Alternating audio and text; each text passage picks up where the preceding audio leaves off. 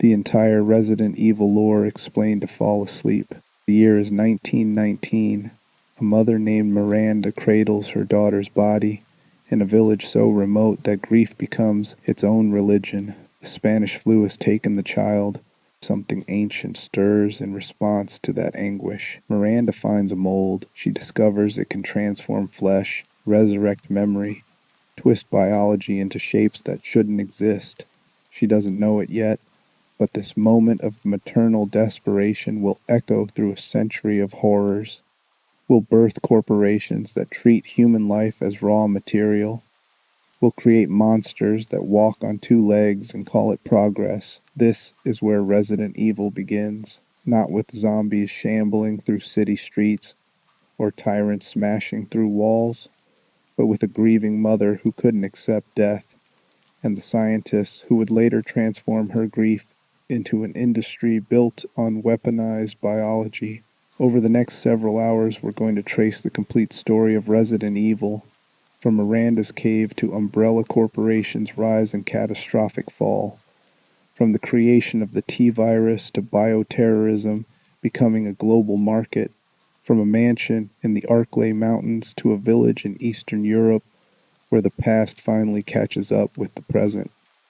By the end, you'll understand not just what happened in this world, but why bioweapons became inevitable once people learned that viruses could be controlled, how corporate ambition transformed medicine into mass murder, and why the horrors never really stopped.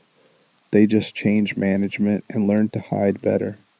If this kind of deep dive into gaming lore is your thing, go ahead and hit that like button to help other fans discover this video. Drop a comment letting me know where in the world you're listening from and what time it is where you are right now. I love seeing the night crew check in from everywhere, so get comfortable, turn down the lights, and let's begin. The idea that will carry us through this entire journey is simple. Resident Evil isn't about the viruses. It's about the people who convinced themselves that creating them was justified. Chapter 1. To understand Umbrella Corporation, you first need to understand what came before it. You need to go back to 1919, to a village nestled in the mountains of Eastern Europe, to a woman whose grief became the template for a century of biological nightmares. Mother Miranda lost her daughter Eva to the Spanish flu pandemic. The loss didn't just devastate her, it broke something fundamental in how she understood the world. She was a scientist, someone trained to believe that problems had solutions, that nature could be understood and controlled. Death shouldn't have been absolute. There should have been a way to bring her daughter back.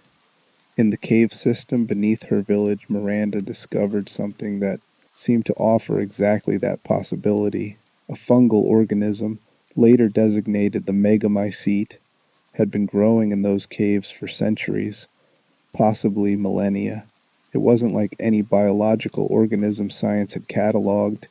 It could interface with human nervous systems, could store consciousness and memory within its fungal structure, could transform living tissue in ways that seemed to violate every rule of biology.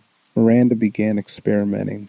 She exposed herself to the mold, discovered it granted her regenerative abilities, extended her lifespan, and allowed her to manipulate her own biology in profound ways. She could change her appearance, could mimic other people, could survive injuries that would kill normal humans. The mold made her something beyond human, but it couldn't give her what she actually wanted. It could create copies, vessels, bodies that might house her daughter's consciousness if Miranda could find the right host, right method. But every attempt failed. The vessels rejected the process, or the consciousness that emerged wasn't truly Eva, just an echo, a hollow imitation. This failure didn't stop Miranda. It focused her. She returned to the village and positioned herself as a religious figure, using her abilities to appear miraculous, convincing the villagers that she was touched by divinity.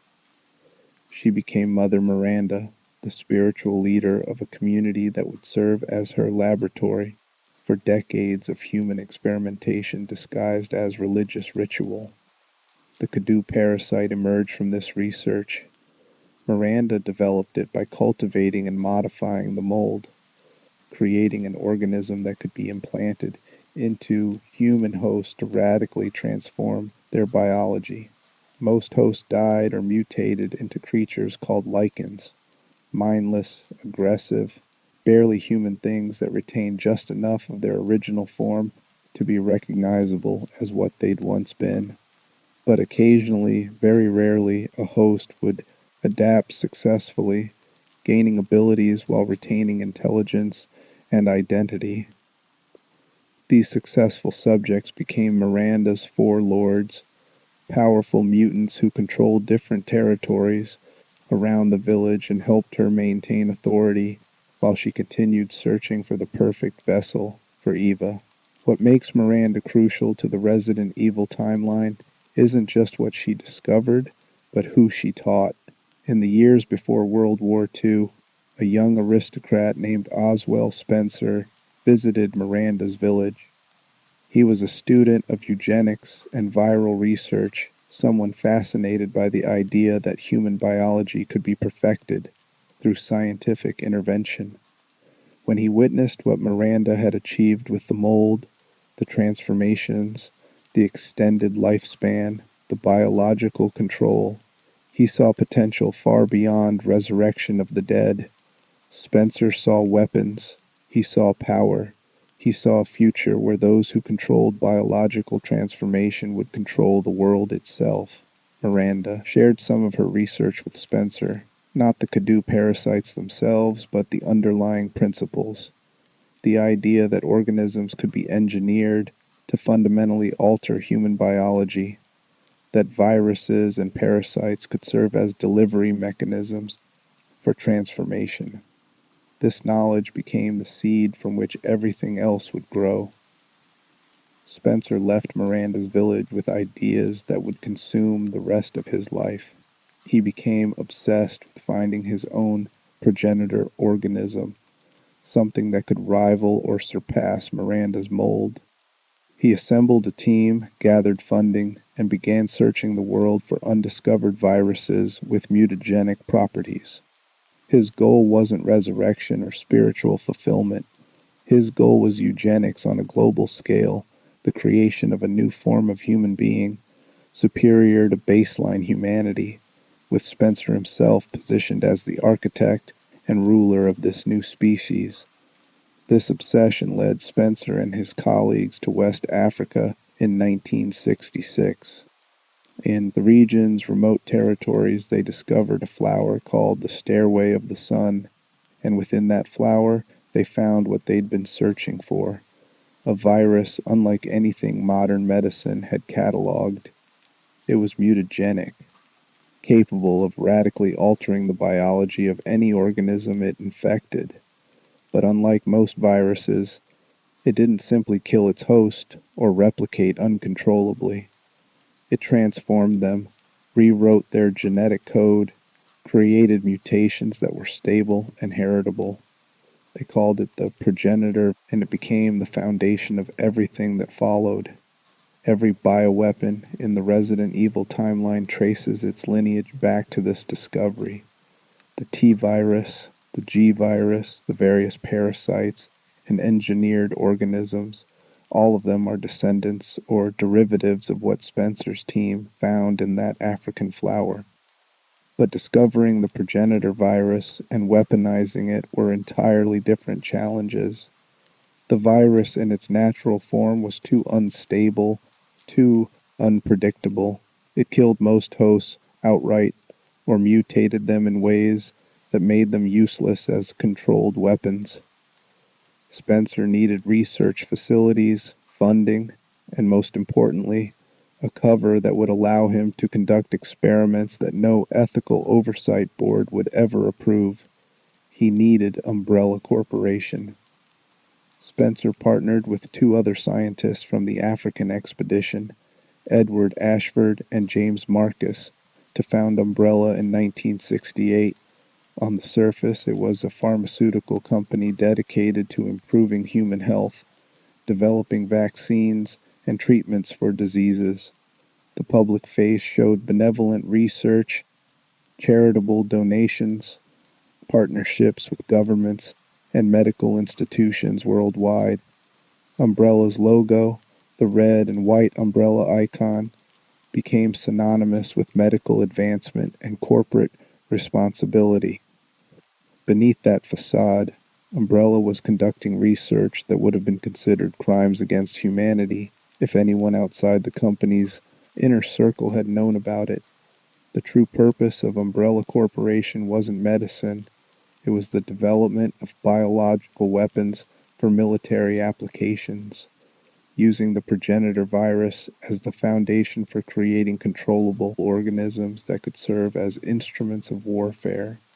This created the fundamental tension that would define Umbrella's entire existence. They needed to appear legitimate to secure funding and avoid oversight, but their actual research required secrecy, ethical violations, and a willingness to treat human subjects as expendable test material. The corporation became expert at maintaining this double identity, at presenting one face to the world while conducting entirely different work in hidden facilities scattered across the globe.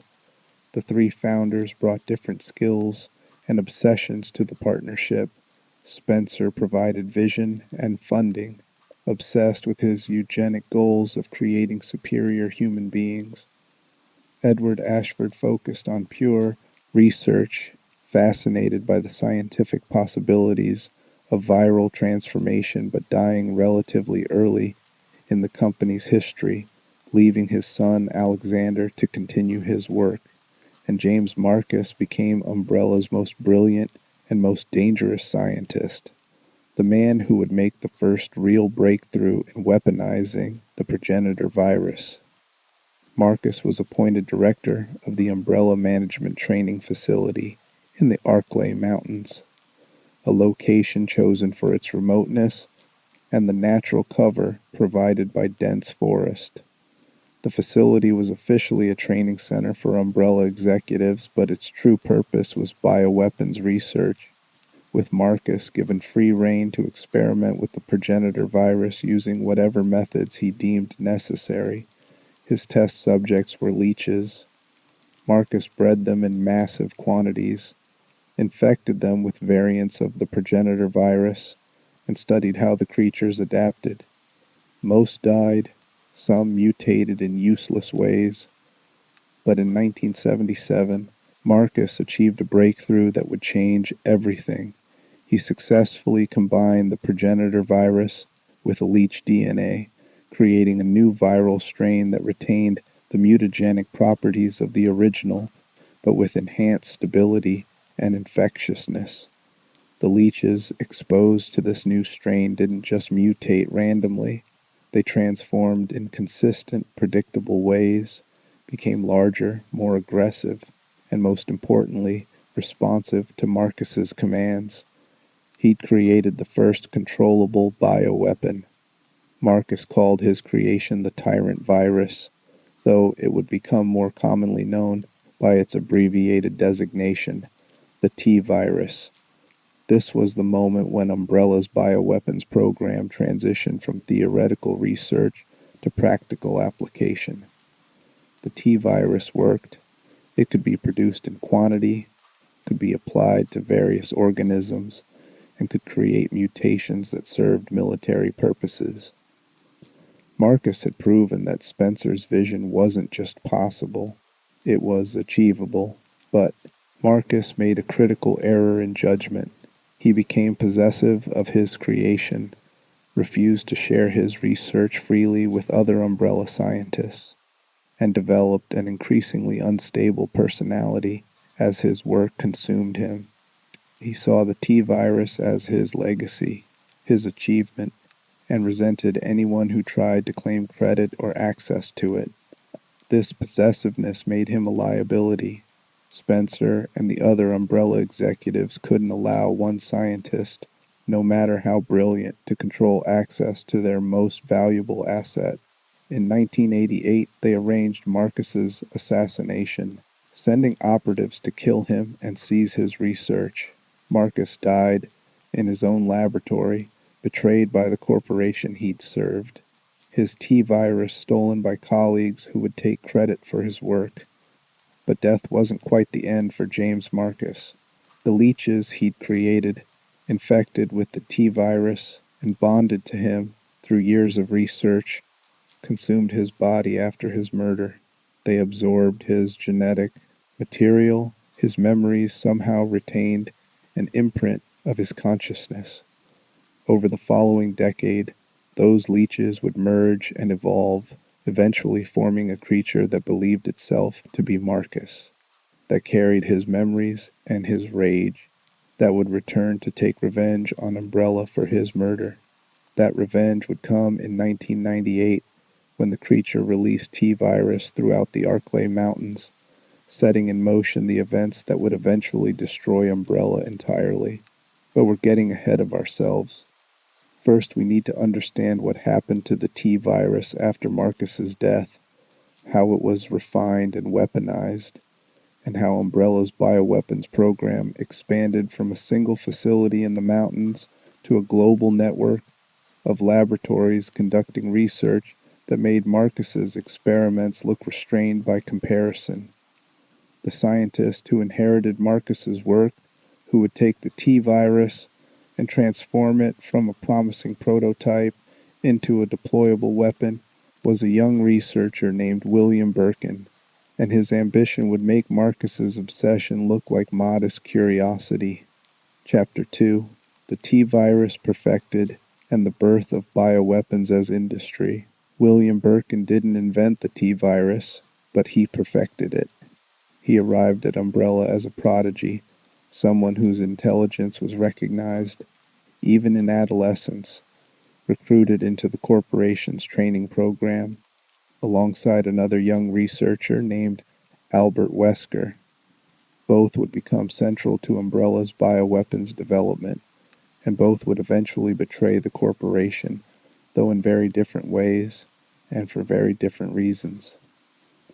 Birkin was assigned to continue Marcus's work after the older scientist's assassination, and he approached the task with cold efficiency. Where Marcus had been emotionally attached to his leeches, viewing them almost as children, Birkin saw a biological system to be exploited. He wasn't interested in the elegance of the science for its own sake. He wanted results, wanted to create bioweapons that could be sold to military organizations, wanted to prove his value to Umbrella's leadership by delivering products that justified the corporation's massive research expenditures. The T-virus Marcus created was effective but limited. It worked well in leeches, less reliably in other organisms. When applied to humans, it typically caused death, followed by reanimation as a zombie, a creature with minimal intelligence, driven by hunger, capable of spreading infection through bites, but otherwise useless as a controlled weapon, not strategically valuable. They couldn't follow complex orders, couldn't distinguish between ally and enemy, and tended to attack anything living indiscriminately. Birkin's first major contribution was solving the contagion problem. He discovered that by combining the T-virus with genetic material from the Ebola virus, he could create a strain that spread through bodily fluids with far greater efficiency. This modified T-virus could be transmitted through bites, scratches, or any exchange of infected blood or saliva. A single zombie could potentially create dozens more through infection, creating a cascading outbreak that would overwhelm any unprepared population. This was weaponization of disease on a scale that made traditional biological weapons look primitive. Previous bioweapons research had focused on anthrax, smallpox, and other naturally occurring pathogens.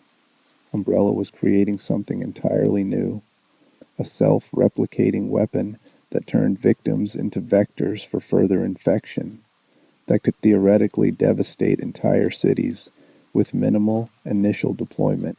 But Birkin understood that zombies alone weren't enough to satisfy Umbrella's military clients. Undead foot soldiers were one thing, but what militaries really wanted were elite bioweapons, creatures with strength and durability far beyond human limitations, but with enough intelligence to follow orders and distinguish targets. They wanted super soldiers, living weapons that combined the best attributes of humans and monsters. This goal led to the Tyrant Project, Umbrella's attempt to create the ultimate bioweapon by pushing the T-virus to its theoretical limits. The concept was elegant. Infect a carefully selected human host with an advanced T-virus strain. Trigger a controlled mutation that would enhance physical capabilities to superhuman levels while preserving enough cognitive function for the creature to remain controllable. The result would be a tyrant, a bioweapon combining massive strength, regenerative abilities, and resistance to conventional weapons with enough intelligence to execute complex combat operations. The problem was compatibility. Birkin discovered that only an incredibly small percentage of the human population possessed the genetic markers necessary to survive T-virus infection with their intelligence intact. Most subjects died outright. Those who survived typically lost all higher brain function, becoming zombies or mutating into creatures that were powerful but completely uncontrollable. The estimates were brutal. Only one person in 10 million had the biological profile needed to become a successful tyrant. This rarity made the Tyrant Project enormously expensive and difficult. Umbrella couldn't simply test millions of people openly to find suitable hosts. They had to identify candidates through analysis of existing medical records, through screening of prisoners and institutionalized individuals, through methods that required cooperation from governments and organizations willing to overlook the ethical nightmare of what Umbrella was actually doing with these test subjects. But when they finally found compatible hosts and the process worked, the results were terrifying. The T-002 Tyrant, created in 1998 and housed in the Spencer Mansion's underground laboratory, stood over 7 feet tall, possessed strength sufficient to punch through concrete walls, and could regenerate from injuries that would kill normal humans. Its heart was exposed on the outside of its body, a bizarre mutation that served as the only obvious vulnerability, but even destroying the heart didn't guarantee the creature's death. Under sufficient stress, tyrants could undergo further mutation, becoming even larger and more dangerous. The tyrant represented everything Spencer had envisioned when he founded Umbrella. Here was proof that human biology could be radically enhanced, that viruses could create beings superior to baseline humanity in measurable ways. But the tyrant also demonstrated the fundamental flaw in Umbrella's approach. The creatures they created were weapons, nothing more. They weren't superior life forms. They were monsters that had to be controlled through neural implants and conditioning, that existed only to kill, that served no purpose except destruction. Spencer's eugenic vision and the military applications of bioweapons research were pulling in opposite directions, and the tension was starting to fracture Umbrella from within. While Birkin focused on perfecting the T-virus and creating tyrants, other Umbrella facilities pursued parallel research using different approaches. The Antarctic facility, operated by the Ashford family after Edward Ashford's death, developed the T. veronica virus by combining the progenitor virus with genes from queen ants. This variant offered different advantages. Infected hosts gained the ability to control other creatures, could withstand extreme temperatures, and retained more of their original intelligence than T-virus subjects.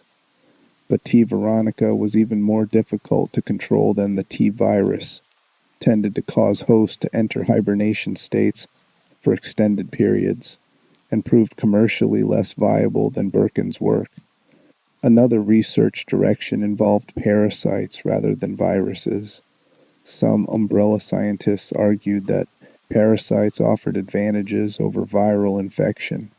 They could be removed if necessary, could potentially interface with host nervous systems more precisely, and might allow for greater control over the resulting bioweapons.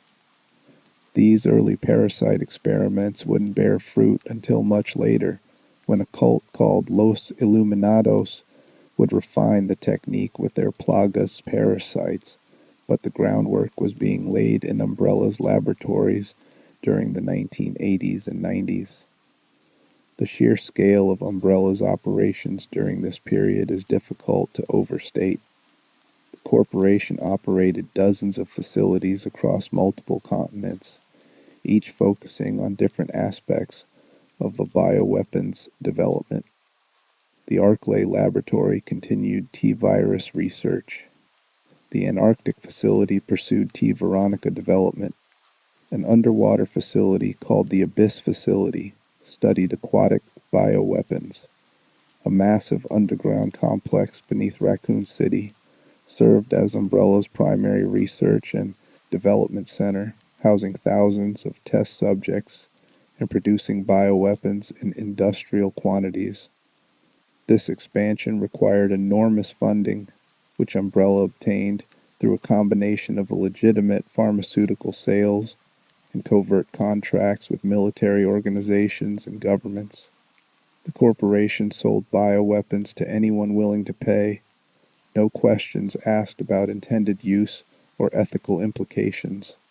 Civil wars in developing nations became testing grounds for Umbrella's products, with the corporation providing bioweapons to both sides of conflicts to gather data on real-world effectiveness. The human cost of this research was staggering. Umbrella needed test subjects, lots of them, and they weren't particular about how those subjects were obtained. Homeless individuals disappeared from city streets. Prisoners were transferred to Umbrella facilities under false pretenses. Entire villages in remote regions were exposed to experimental virus strains to study transmission and mutation patterns. The corporation treated human beings as laboratory animals, as raw material for experiments, as data points in research that viewed suffering as necessary collateral damage. This created a culture within Umbrella where ethical considerations were not just ignored, but actively suppressed. Scientists who expressed reservations about human experimentation were reassigned or terminated. Whistleblowers were silenced through legal threats, payoffs, or in extreme cases, arranged accidents. The corporation constructed a system where everyone involved could rationalize their participation. They were just following orders, just conducting research, just doing their jobs. The collective guilt was so widely distributed that no individual felt responsible for the whole. But systems like this are inherently unstable. The more secrets an organization accumulates, the more vulnerable it becomes to exposure. And Umbrella was accumulating secrets at an extraordinary rate, creating risks that no amount of corporate security could fully contain. The first major crack in Umbrella's facade appeared in the Arklay Mountains in 1998, when the Marcus creature, the hive mind of leeches that believed itself to be the murdered scientist, began releasing T-virus into the environment as revenge against the corporation that had betrayed him. The virus infected wildlife, created mutations in the forest, and started spreading toward human populations. Umbrella initially tried to contain the outbreak quietly, sending teams to eliminate infected creatures and search for the source of the contamination. But the corporation underestimated how quickly the virus would spread and how visible the mutations would become. Hikers reported attacks by creatures that didn't match any known animal species. Bodies were discovered with injuries that couldn't be explained by conventional predators. Local news began reporting strange sightings in the mountains. The The Raccoon City Police Department responded by forming a special tactics team called the Special Tactics and Rescue Service, STARS, to investigate the incidents. This proved to be a catastrophic miscalculation for Umbrella, because the STARS team included individuals who wouldn't be intimidated, bribed, or killed easily. Individuals who would uncover the truth about Umbrella's bioweapons research and survive to tell the world what they'd found. Individuals like Chris Redfield and Jill Valentine, who were about to stumble into a mansion in the mountains and discover that the pharmaceutical company operating in their city was actually manufacturing weapons of mass destruction in underground laboratories filled with the walking dead. The Spencer Mansion incident would be the beginning of the end for Umbrella Corporation. But before we enter that mansion, before we trace how a single night of survival horror would eventually bring down a multinational corporation, we need to understand one more crucial player in this story. We need to talk about the man who was supposed to ensure Umbrella's bioweapons research remained contained and controlled, who was secretly planning to betray the corporation for his own purposes, who would become one of the most persistent threats in the entire Resident Evil timeline. We need to talk about Albert Wesker. Chapter 3, Albert Wesker and the Art of Systematic Betrayal. Albert Wesker was a product of Umbrella's obsession with genetic perfection, though he wouldn't learn this truth until much later. He believed himself to be a naturally gifted individual, recruited into Umbrella's training program based on merit and intelligence. In reality, he was one of hundreds of children created through Oswell Spencer's Wesker Project, an attempt to identify and cultivate individuals with genetic profiles compatible with viral enhancement.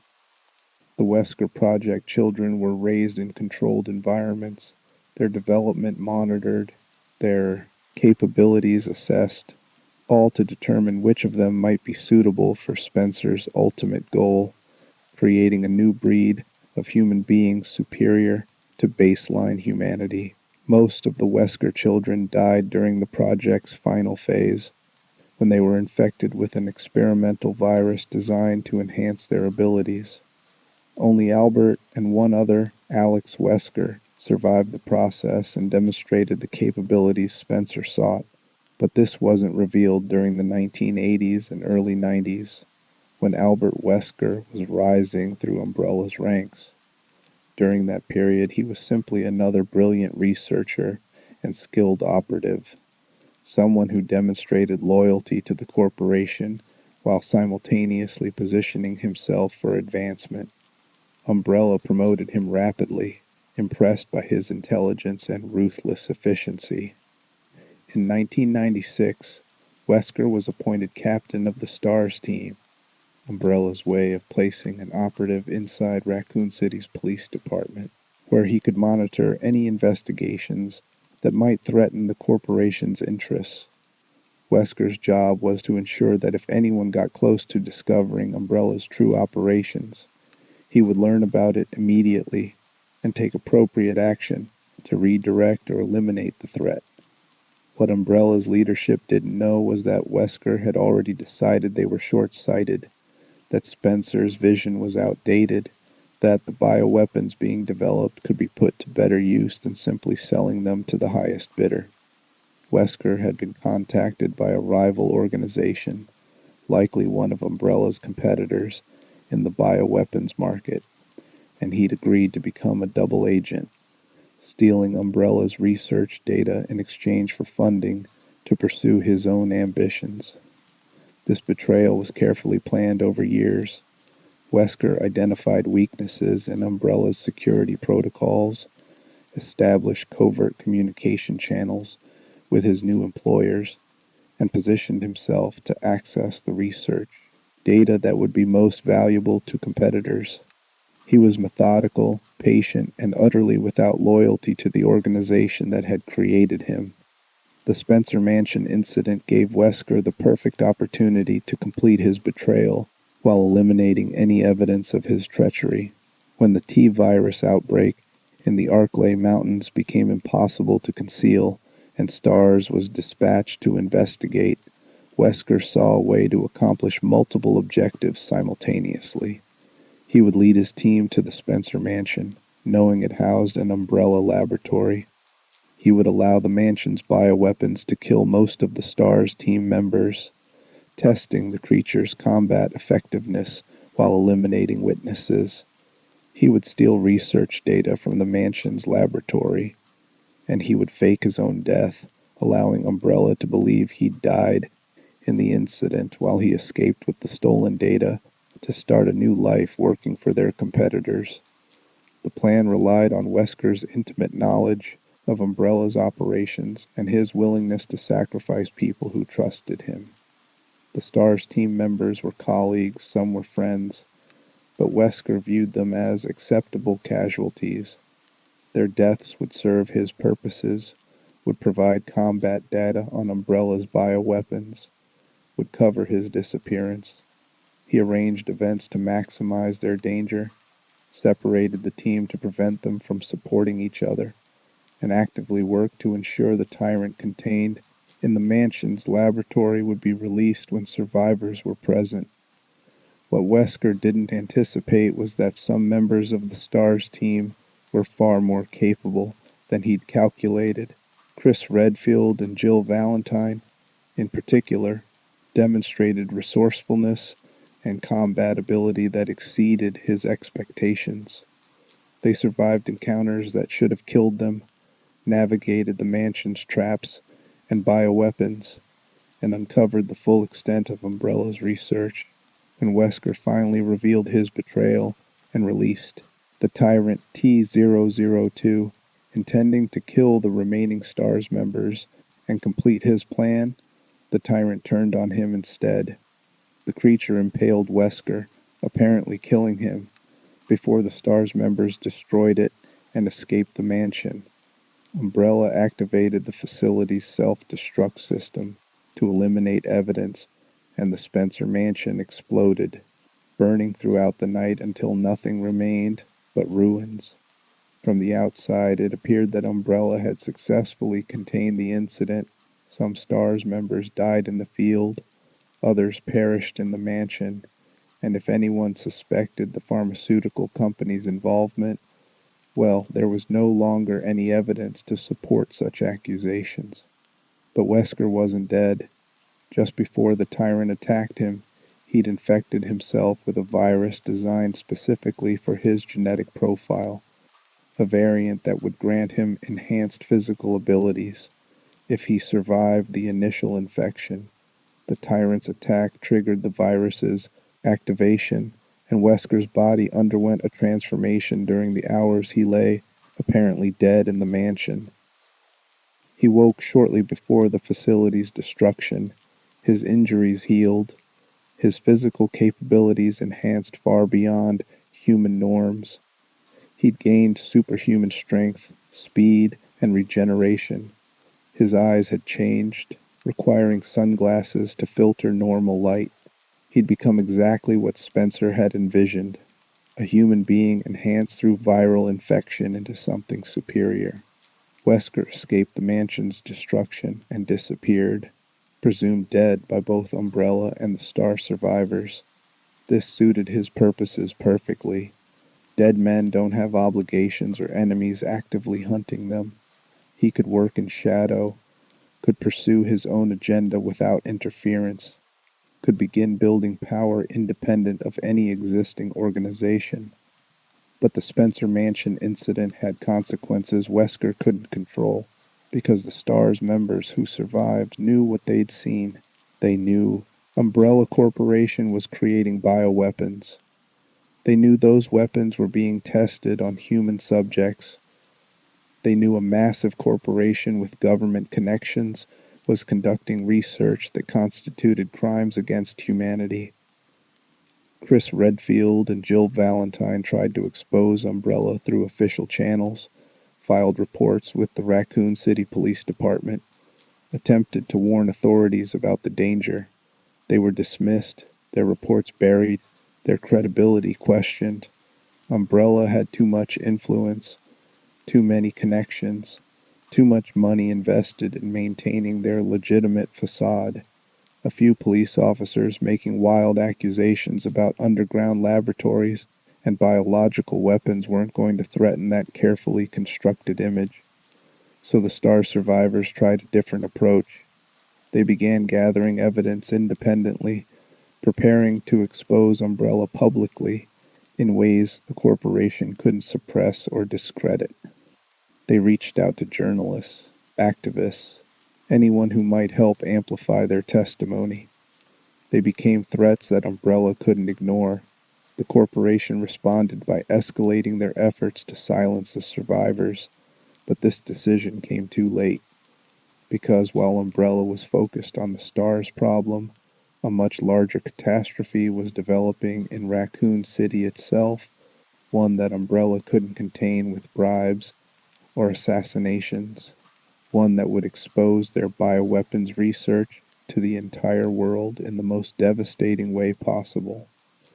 William Birkin, the scientist who'd perfected the T-virus and created the Tyrant Project, had made his own breakthrough, developed his own virus that he believed would surpass everything Umbrella had created before. He called it the G virus, and he'd become as possessive of it as James Marcus had been of the T virus. When Umbrella sent operatives to seize Birkin's research and eliminate him before he could defect to a rival organization, Birkin fought back. During the East confrontation, he was shot multiple times and left dying in his laboratory beneath Raccoon City. In desperation, Birkin injected himself with the G virus, believing it might save him even as he bled out. It did save him, but what emerged from that injection wasn't William Birkin anymore. It was something the G virus created from his dying body, a creature driven by the virus's imperative to reproduce, to spread, to create more G-virus organisms through any means necessary. That creature stumbled out of Birkin's laboratory and into Raccoon City's sewer system, where it encountered Umbrella Security Service soldiers sent to retrieve the G-virus samples. The encounter turned violent. During the fight, vials of the T-virus the soldiers carried were broken, releasing the virus into the sewers. Rats fed on the virus-contaminated water. Those rats carried the infection throughout Raccoon City's underground infrastructure. The T-virus spread through the drinking water, through the sewer system, through every connected waterway in the city. Within days, people began showing symptoms of infection. Within a week, the dead were rising. Within 2 weeks, Raccoon City had become a nightmare of shambling corpses and desperate survivors, a city of the dead where escape became the only goal that mattered. And in the middle of this catastrophe, on what should have been his first day as a police officer, a man named Leon Kennedy drove into Raccoon City, completely unaware that he was entering hell.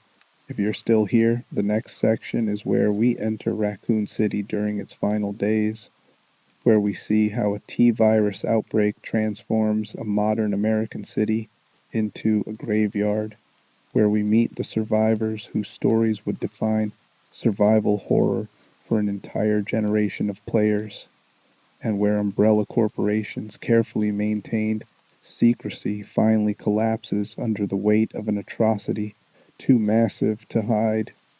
The mansion was containable. Raccoon City is not, and that difference will destroy everything Umbrella has built. Chapter 4: Raccoon City and the Outbreak That Changed Everything. September 29th, 1998. Leon Scott Kennedy arrives in Raccoon City after dark, driving through rain toward the police station where he's supposed to report for his first day of duty. The streets are empty in ways that feel wrong. No traffic, no pedestrians, buildings with broken windows and doors hanging open. He tells himself it's just a quiet night in a small city, that he's being paranoid, that nothing is actually wrong. Then he sees the person standing in the middle of the road, swaying, not responding to his headlights or horn. Leon stops the car, calls out.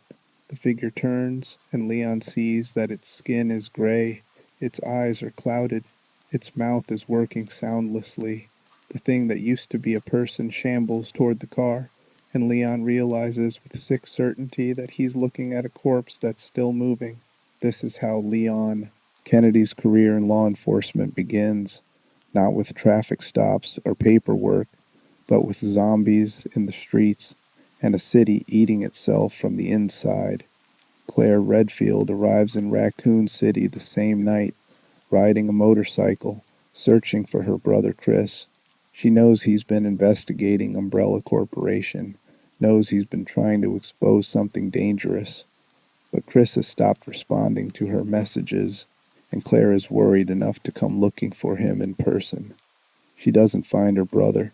She finds the same nightmare Leon has stumbled into. Streets filled with undead, buildings burning, survivors screaming from windows they can't escape. Leon and Claire's paths intersect at a gas station that explodes during a zombie attack, forcing them to flee together toward the Raccoon City Police Department. The station is a massive stone building designed like a fortress, and they're hoping it'll be safe, that they'll find other officers barricaded inside, that there will be some kind of organized response to whatever catastrophe has consumed the city. What they find is a tomb. The Raccoon City Police Department is filled with corpses and zombies, officers who died at their posts or while trying to evacuate civilians.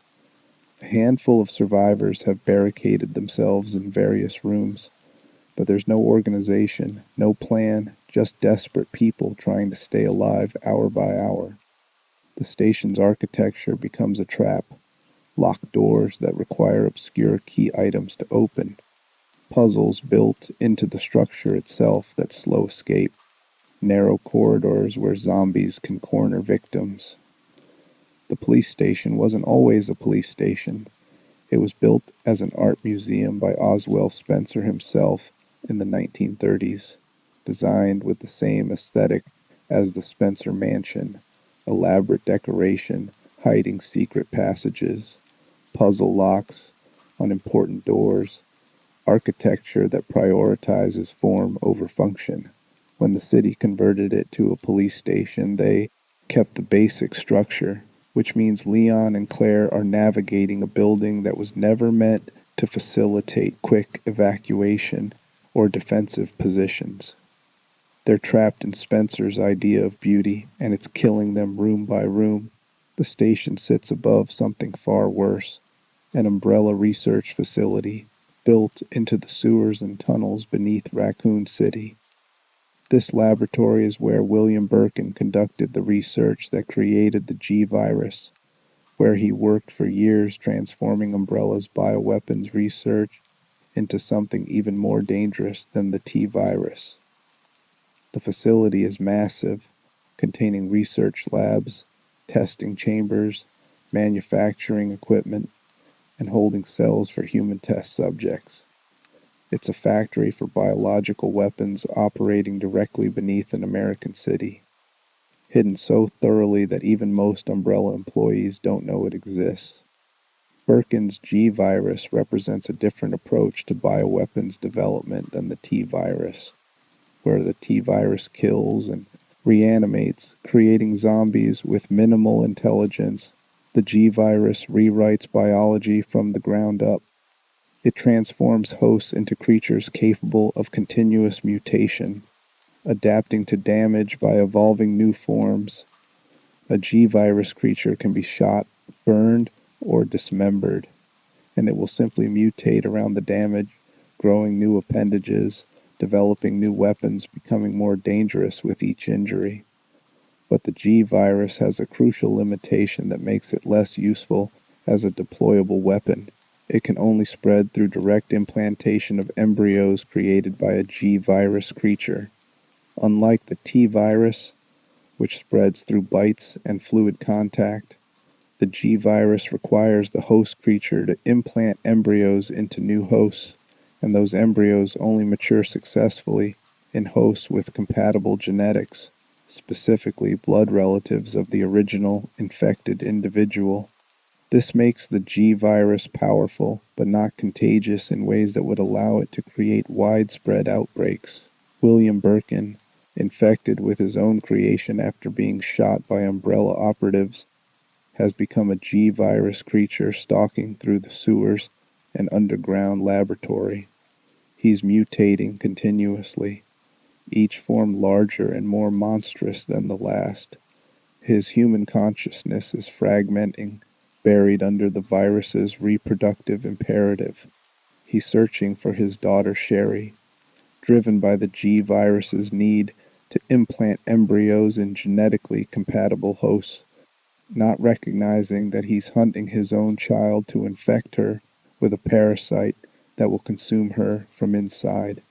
Sherry Birkin is 12 years old, hiding in the police station and underground areas, trying to avoid both zombies and her own father. Her mother, Annette Birkin, is also in the underground facility, trying to protect Sherry while completing William's research, unable to accept that her husband is already gone and what remains is just a monster wearing his increasingly distorted flesh. This creates the emotional core of the Raccoon City incident that raw survival horror can't achieve. The Birkin family destroying itself through the very research that William dedicated his life to creating. He wanted to surpass the T-virus, to create something that would cement his legacy as Umbrella's greatest scientist. What he created was a virus that would kill him, transform him into a monster that hunts his own daughter, and ultimately contribute to the complete destruction of everything Umbrella has built. Leon and Claire separate inside the police station, taking different routes to search for survivors and escape routes. Leon encounters Ada Wong, a woman claiming to be searching for her boyfriend, an Umbrella researcher. Ada is actually a spy working for a rival organization sent to steal a sample of the G virus before Raccoon City is completely destroyed. She's lying about her identity, her motivations, and her capabilities, but Leon doesn't know this. He sees someone who needs protection, someone vulnerable, and his instinct to help puts him in greater danger than he understands. Claire finds Sherry and becomes the child's protector, trying to navigate the police station and underground facility while keeping a 12-year-old safe from zombies, mutated creatures, and Sherry's own father stalking them through the dark. Claire isn't a soldier or police officer. She's a college student searching for her brother, but she's thrust into a maternal role, responsible for a child's survival in circumstances that would break trained professionals. The underground facility reveals the full scope of Umbrella's crimes. Leon and Claire discover research documents detailing experiments on human subjects, records of T-virus and G-virus tests, evidence of bioweapons being manufactured in industrial quantities beneath an American city. They find holding cells where people were infected deliberately to study the transformation process. They find crematoriums where failed test subjects were disposed of. They find a system of institutionalized murder masquerading as scientific research. This evidence should be enough to destroy Umbrella Corporation, but there's a problem. The federal government already knows about Umbrella's bioweapons research. They've known for years. Umbrella has contracts with military and intelligence agencies, has sold bioweapons to government clients, has conducted research with official approval buried so deep in classified documents that no civilian oversight could ever access it. Exposing Umbrella means exposing government complicity, and the government cannot allow that. Leon and Claire escape Raccoon City on September 30th, finding their way to an abandoned train in the underground facility. They board it with Sherry, believing they're finally safe finally away from the nightmare. The train takes them out of the city just as the sun rises. Hours later, the missile impacts. Raccoon City disappears in a fireball visible from space, and people die instantly if they're lucky, or burn to death in the following firestorm if they're not. The solution is a sterilization missile, a thermobaric weapon designed to incinerate everything within Raccoon City's borders. The official explanation will be that the city experienced a catastrophic industrial accident, possibly at the chemical plant on the outskirts. There will be no mention of Umbrella Corporation, no acknowledgement of bioweapons, no explanation of what really killed 100,000 American citizens. The survivors in Raccoon City don't know any of this yet. They're focused on immediate survival, on finding escape routes, on making it through one more hour. Leon battles through the police station and underground facility, encounters William Birkin multiple times as the creature mutates into increasingly grotesque forms, and eventually confronts the reality that Ada isn't who she claims to be.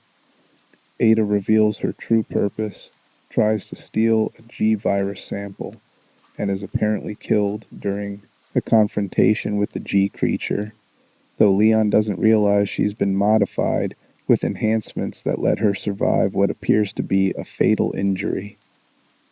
Claire protects Sherry through similar horrors, eventually confronting Annette Birkin, who dies trying to stop the further spread of the G virus.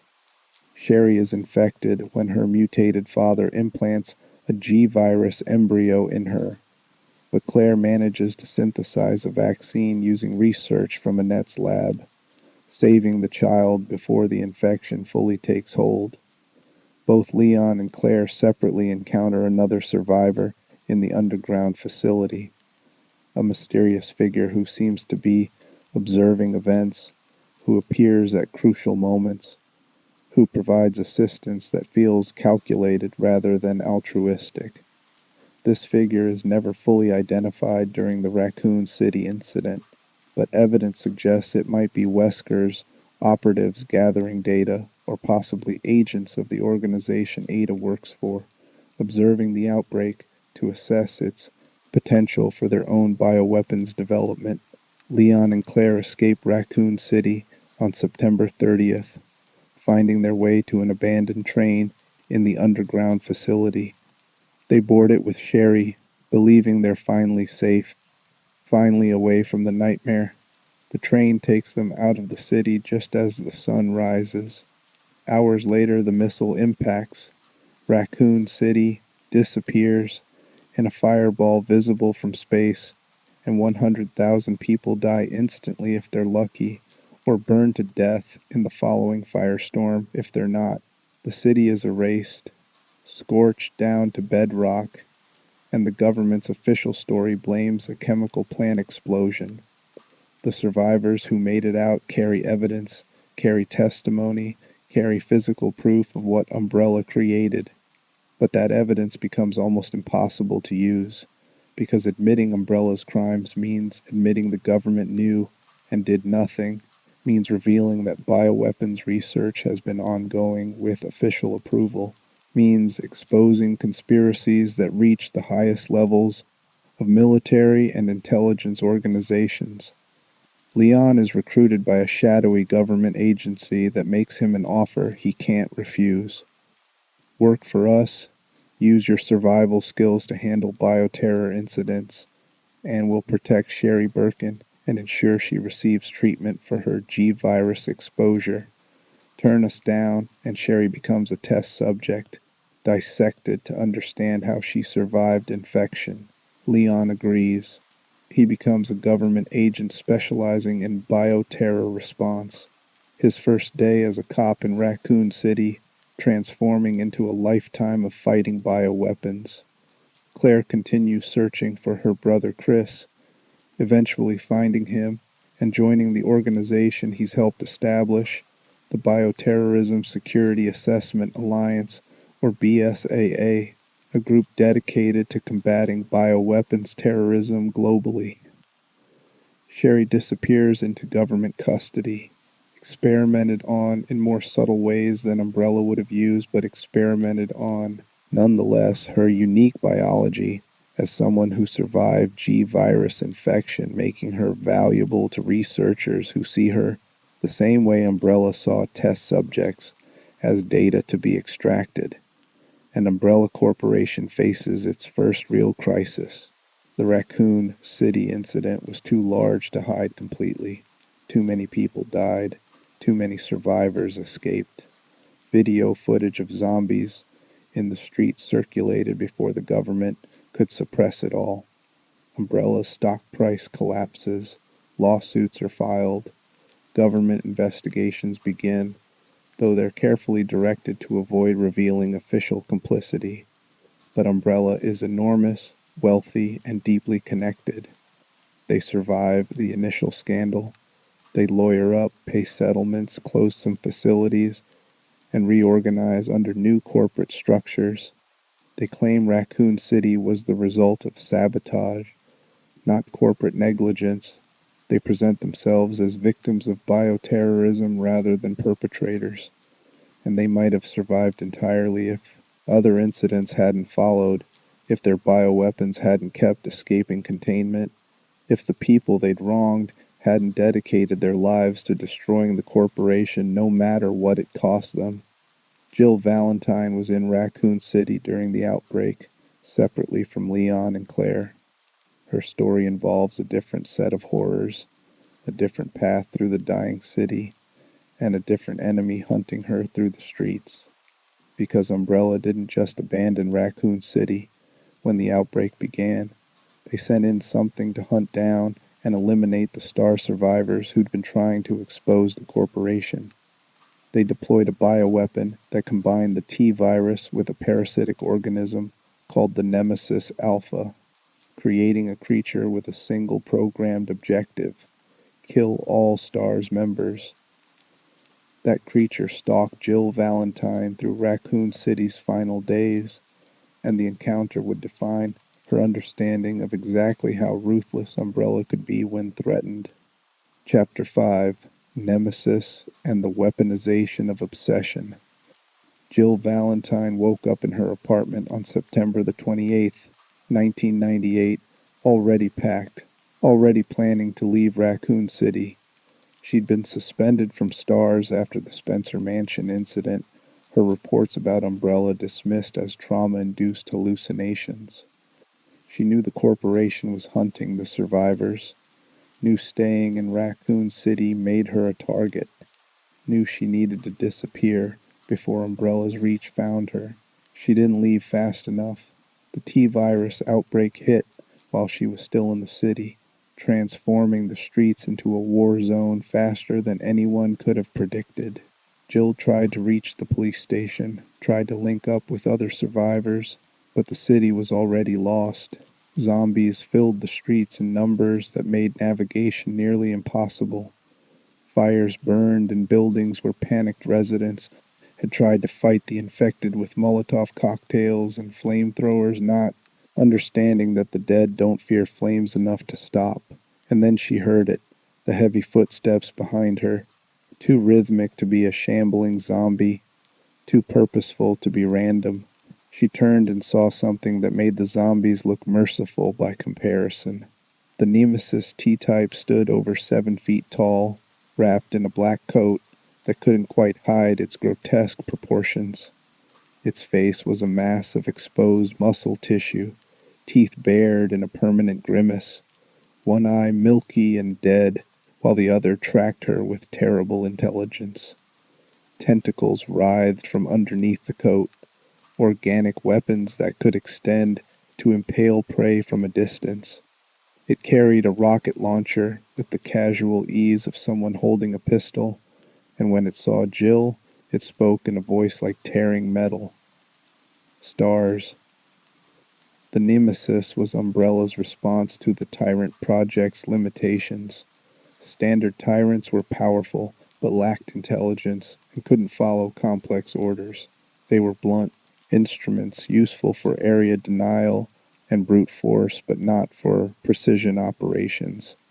What Umbrella wanted was a bioweapon that combined the tyrant's physical capabilities with human-level intelligence and the ability to pursue specific targets across varied terrain while adapting to obstacles. The solution was the Nemesis alpha parasite, a bioengineered organism created by Umbrella's European branch. When implanted into a tyrant host, the parasite bonded with the host's brain, enhancing cognitive function while maintaining the physical mutations. The result was a creature that could think, plan, use weapons, and most importantly, be programmed with specific objectives that it would pursue with absolute determination. The Nemesis hunting Jill had been programmed to eliminate all surviving STARS members. Umbrella deployed it into Raccoon City when the outbreak began, using the chaos as cover for eliminating witnesses who could testify about the Spencer Mansion incident. The creature had already killed several STARS members by the time Jill encountered it, and it would hunt her across the entire city, through buildings and streets and underground passages, adapting its tactics every time she escaped, learning from each encounter. This wasn't the mindless pursuit of a zombie or the territorial aggression of a licker. This was intelligent hunting, and Jill was the prey. She ran. The Nemesis followed, and what should have been an impossible chase, a human woman outrunning a bioweapon designed for pursuit, became a multi-day game of survival as Jill used every skill she'd learned in STARS to stay ahead of the creature. She set traps, created diversions, exploited the urban environment in ways the Nemesis's programming couldn't fully anticipate. She discovered that the creature could be temporarily incapacitated with enough damage, though it would regenerate and continue pursuing her hours later. Jill's path through Raccoon City crossed locations Leon and Claire wouldn't reach. She navigated the city's downtown district, fought through the Raccoon City Hospital where medical staff had tried and failed to treat the infected, and eventually found herself working with a small group of survivors trying to escape before the government's inevitable response arrived. One of those survivors was Carlos Oliveira, an Umbrella Biohazard Countermeasure Service soldier. The UBCS was Umbrella's private military force, ostensibly deployed to rescue civilians during biohazard incidents, but actually serving as field testing units for the corporation's bioweapons. Carlos and his team had been sent into Raccoon City under the guise of evacuation operations, not knowing they were expendable test subjects measuring bioweapon effectiveness against trained soldiers. Most of Carlos's team died within the first day. He survived because he was competent, lucky, and willing to question orders when those orders seemed designed to get him killed. When he encountered Jill, he made a choice that Umbrella hadn't anticipated. He helped her instead of following protocol that would have required reporting her location to Umbrella Command. Carlos revealed crucial information about Umbrella's operations during the outbreak. The corporation wasn't trying to contain the T-virus. They were documenting its spread, measuring infection rates, observing how their bioweapons performed against civilian and military targets. Raccoon City had become a live fire testing ground, and everyone still alive in it was data to be collected before the site was sterilized. This confirmation of what Jill had suspected since the Spencer Mansion, that Umbrella viewed human lives as expendable resources, hardened her resolve. Surviving wasn't enough anymore. She needed to escape with evidence, needed to live long enough to destroy Umbrella Corporation entirely, needed to make them pay for every person who died in the city. But first, she had to survive the Nemesis. The creature adapted with each encounter, growing more dangerous as damage forced it to mutate. When Jill inflicted enough trauma to its humanoid form, the Nemesis underwent a transformation, shedding its coat and becoming a quadrupedal monstrosity that could run faster, hit harder, and pursue her through spaces the original form couldn't access. When she damaged that form sufficiently, it mutated again, becoming an amorphous mass of tentacles and teeth that filled entire rooms that could only be avoided rather than fought. The Nemesis represented the terrifying endpoint of Umbrella's bioweapons research, a creature that could be programmed, that could use tools and tactics, that could pursue a single target across an entire city through days of continuous hunting, and that adapted to opposition by mutating into more effective forms. If Umbrella could produce these creatures in quantity, they could deploy them as assassination weapons, as terror tools, as instruments that would make conventional special forces obsolete. Jill's final confrontation with the Nemesis occurred in a dead factory beneath Raccoon City, where Umbrella had been manufacturing bioweapons for deployment. The facility's power system were still active, providing Jill with weapons she could use against the creature. She lured it into position, triggered industrial machinery, used the factory's own equipment to inflict damage the Nemesis couldn't regenerate from. The creature died in chemical fires and industrial crushers, finally stopped by the very machinery Umbrella had used to create weapons like it. Jill escaped Raccoon City by helicopter hours before the missile struck, evacuating with Carlos and a handful of other survivors. She watched from the air as the city burned, as 90,000 people were incinerated to hide evidence of Umbrella's crimes, as the government she'd trusted chose corporate secrecy over human lives. The experience transformed Jill's understanding of the threat Umbrella represented. The Spencer Mansion had shown her that the corporation was willing to conduct illegal research. Raccoon City proved they were willing to let an entire city die to protect that research. This wasn't a corporation that could be reformed or regulated. This was an organization that needed to be destroyed completely, torn down to its foundations, and salted so nothing could grow from the ruins. She joined Chris Redfield in forming the BSAA, dedicating her life to hunting down bioweapons and the organizations that created them. But destroying Umbrella would take years, would require gathering evidence from multiple incidents, would demand building a case so airtight that even the governments protecting the corporation couldn't suppress it. And Raccoon City was just one incident among many. While Jill fought the Nemesis, while Leon and Claire escaped through the underground facility, other Umbrella locations were conducting their own research, creating their own horrors, and sometimes losing control in ways that created new outbreaks and new nightmares. One of those locations was an island in the middle of nowhere, where Umbrella had built a facility dedicated to creating child soldiers through bioweapons exposure, where a young woman named Claire Redfield would find herself imprisoned months after Raccoon City's destruction, where she'd discover that Umbrella's crimes against humanity extended into territories even more disturbing than what she'd witnessed in Raccoon City.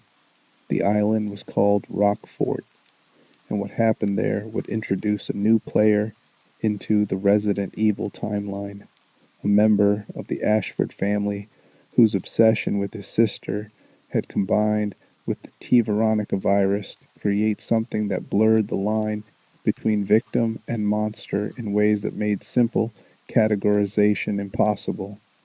His name was Alfred Ashford, and his madness would be the key to understanding how Umbrella's research didn't just create bioweapons, it destroyed the people conducting that research, twisted them into creatures as monstrous as anything crawling out of their laboratories. Chapter 6: The Ashford Legacy and the Virus Born from Genius. The Ashford family was Umbrella Corporation's intellectual aristocracy, one of the founding families alongside Spencer and Marcus. known for producing generation after generation of brilliant researchers. Edward Ashford had co-founded Umbrella and conducted the initial progenitor virus research before dying relatively early in the corporation's history. His son Alexander continued the family legacy, becoming one of Umbrella's chief scientists, and eventually creating the T. Veronica virus in pursuit of restoring the Ashford family's declining reputation within the corporation. But Alexander Ashford had a secret that would poison everything his family touched. He'd become obsessed with his ancestor, Veronica Ashford, a legendary researcher whose intelligence had set the standard for family achievement. Alexander wanted to recreate that genius, to produce an heir who would match or exceed Veronica's capabilities. Natural reproduction seemed too uncertain, too dependent on genetic chance, so Alexander chose a different method. He used Veronica's preserved genetic material to create clones, producing twins through genetic engineering rather than conventional birth. He named them Alfred and Alexia, raised them in isolation on Umbrella's Antarctic facility, and educated them to believe they were naturally born children of the Ashford line. The twins didn't know they were artificial constructs designed to resurrect a dead woman's genius. They simply believed they were special, chosen, destined for greatness. Alexia manifested her ancestors' intelligence, becoming a prodigy who graduated from university at age 10 and immediately began working on advanced viral research. Alfred did not. He possessed normal intelligence, was competent but not exceptional, and living alongside Adia's sister who embodied everything their father valued, created a psychological wound that would never heal. Alexander's attention focused entirely on Alexia, treating Alfred as a disappointing afterthought, and the boy learned early that his existence was conditional, valuable only in relation to his sister's achievements. This created a pathological attachment where Alfred's entire sense of self became dependent on Alexia. He didn't just love her, he needed her to exist because without her, he was nothing, just a failed experiment, a control variable, genetic material that didn't produce the desired results. His devotion to Alexia consumed everything else, twisted into an obsession that erased boundaries between separate identities. When Alexia was 12 years old, she completed the T. Veronica virus, combining the progenitor virus with genetic material from a queen ant. The resulting strain offered capabilities the standard T virus couldn't match: enhanced intelligence retention, ability to control lesser infected creatures, and most remarkably, the potential to grant hosts virtually unlimited regenerative abilities and greatly extended lifespans, without the severe cognitive damage typical of T-virus infection. But T. Veronica came with a critical limitation.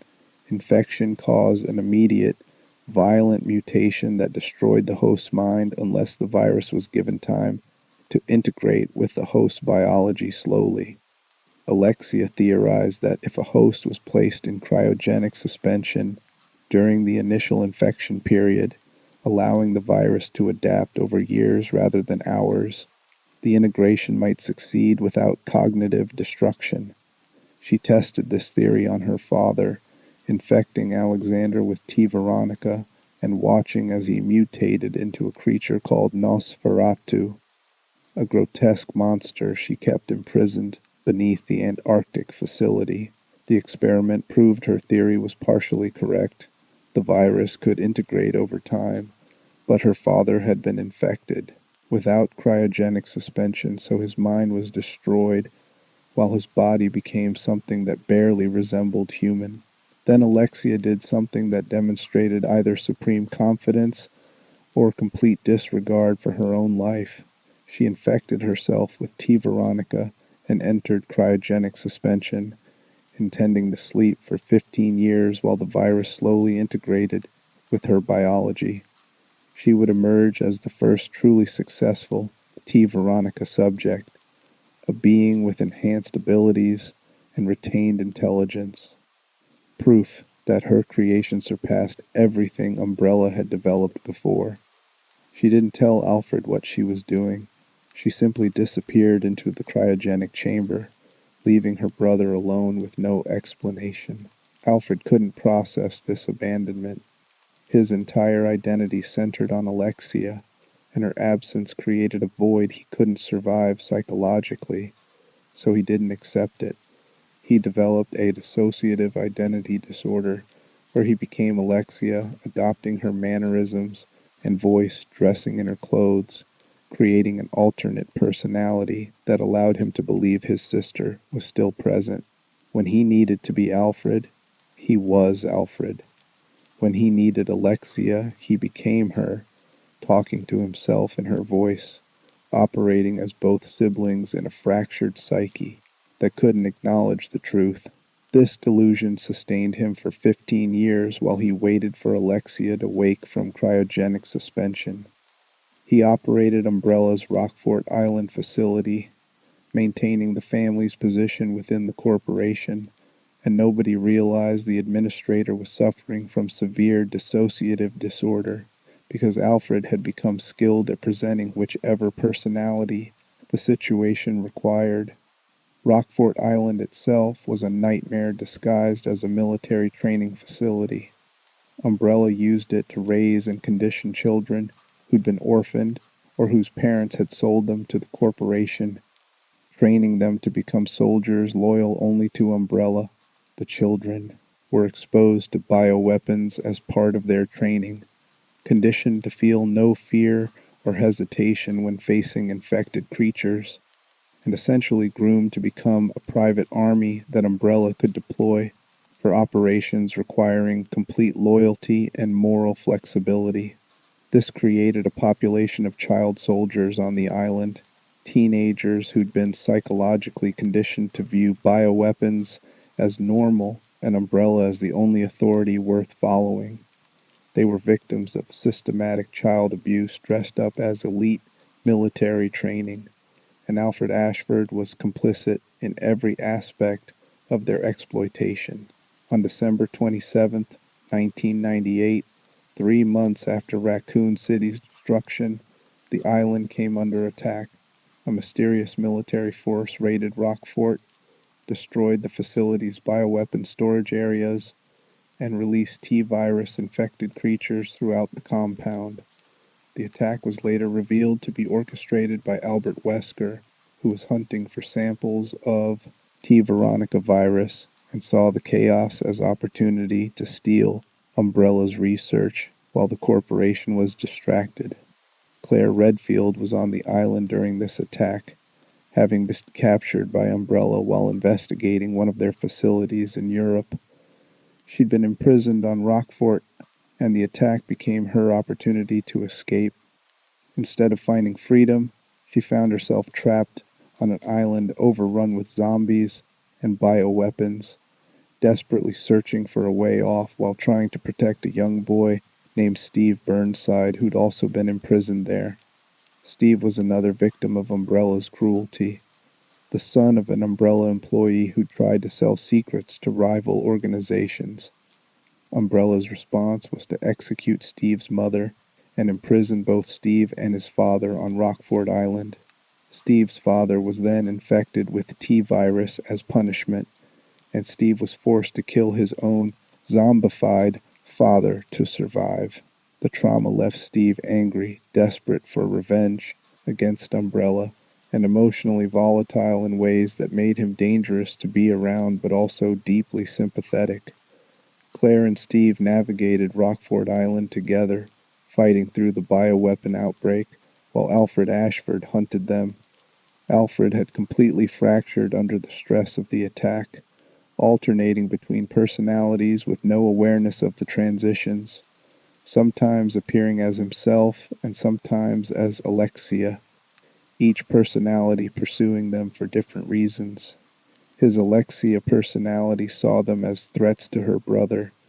His Alfred personality saw them as intruders who needed to be eliminated to protect his sister's resting place.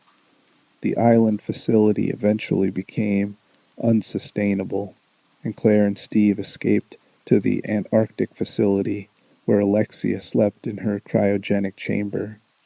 Alfred followed them there, increasingly unstable, and ultimately died when the real Alexia finally woke from her 15-year suspension.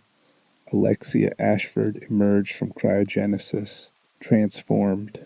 The T. Veronica virus had integrated successfully, granting her abilities that made standard T virus mutations look primitive.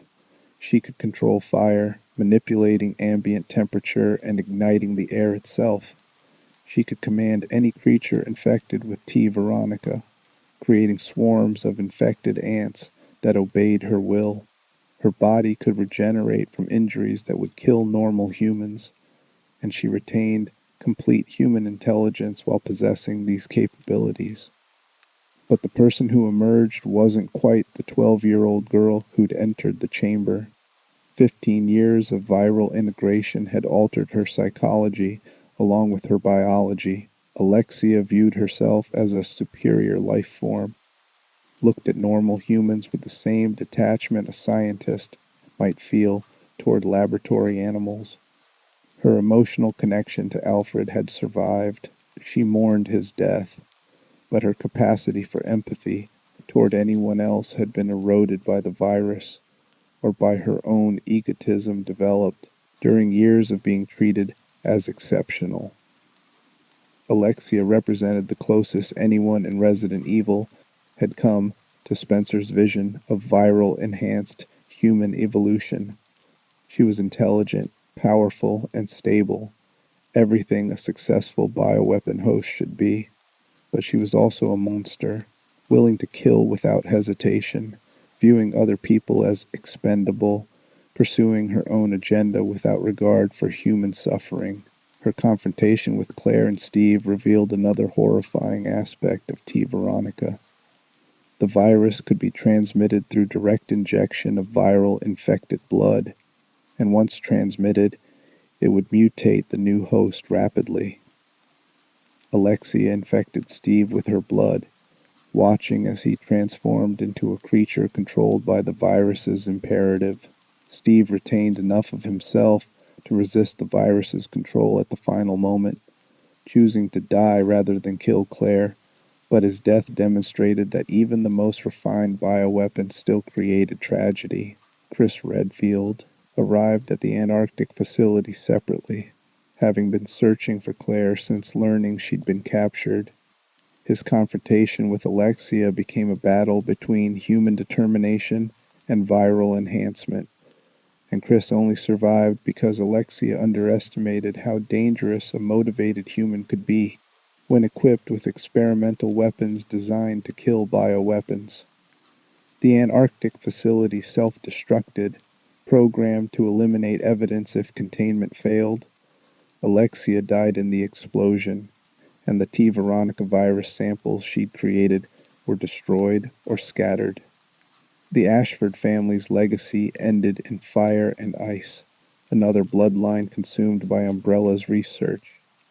But Wesker had been at the facility too, observing the confrontation between Chris and Alexia. He obtained tissue samples from Alexia's body before the facility's destruction, securing T. Veronica samples for his own purposes. The virus would surface again years later, but in hands far more dangerous than the Ashford families. The Rockfort incident, combined with Raccoon City and the ongoing Spencer Mansion revelations, created a cascade of legal and financial problems for Umbrella Corporation. The company's stock became worthless. Governments began distancing themselves from known associations with the corporation. Lawsuits multiplied.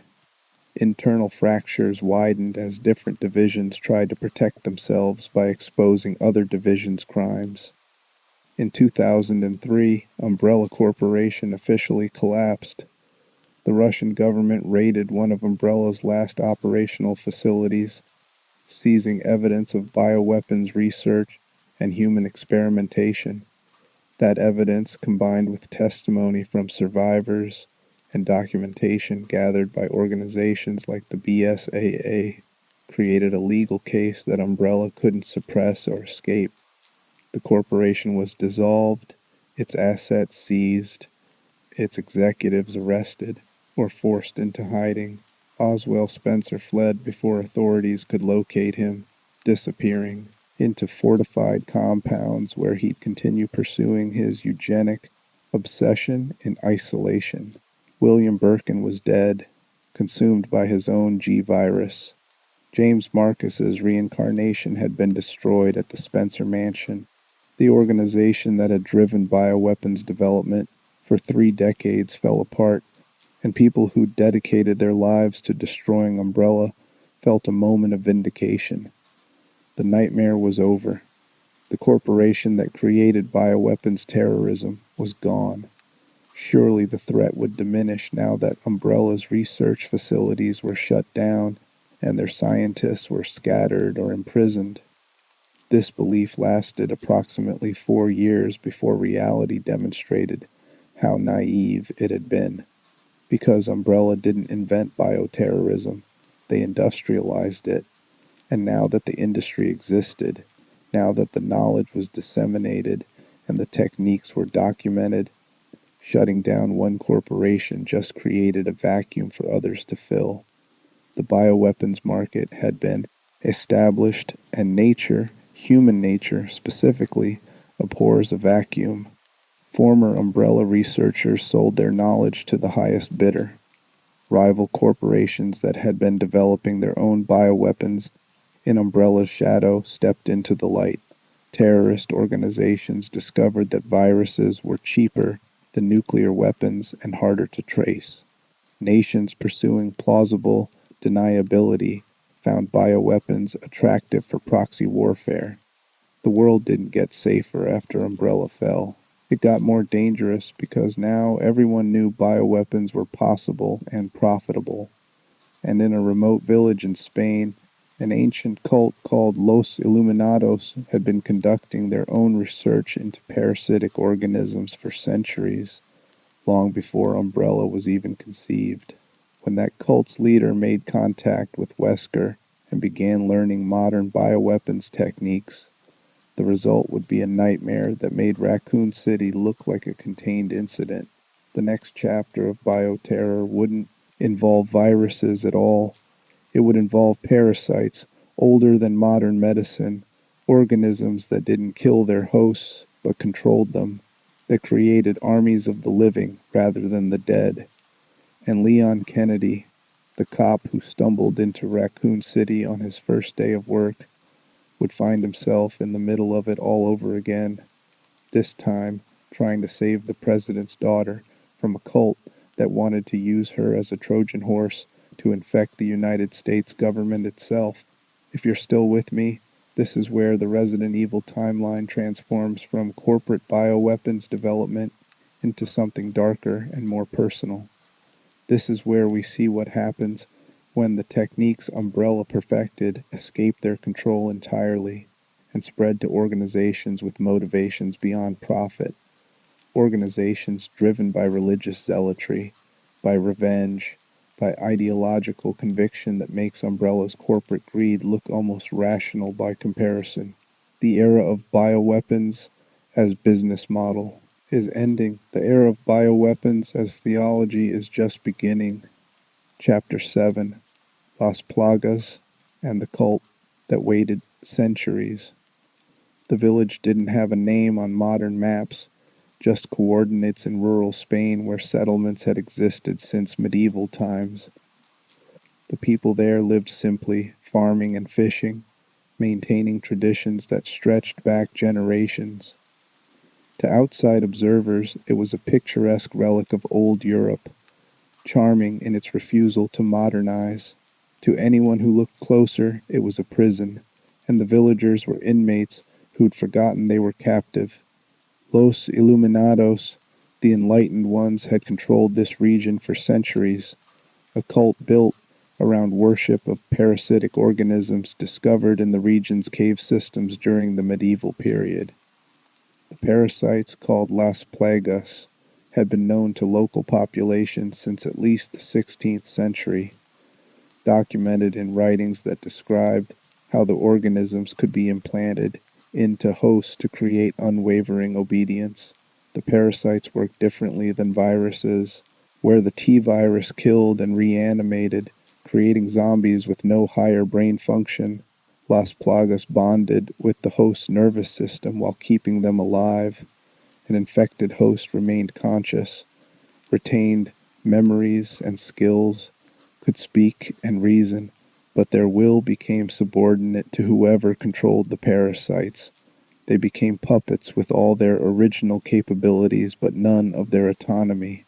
This made Las Plagas extraordinarily dangerous in ways viral weapons couldn't match.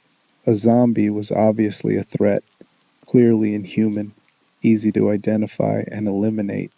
A Plagas host looked and acted normal right up until the parasite activated, at which point they'd follow commands from their controller with absolute loyalty.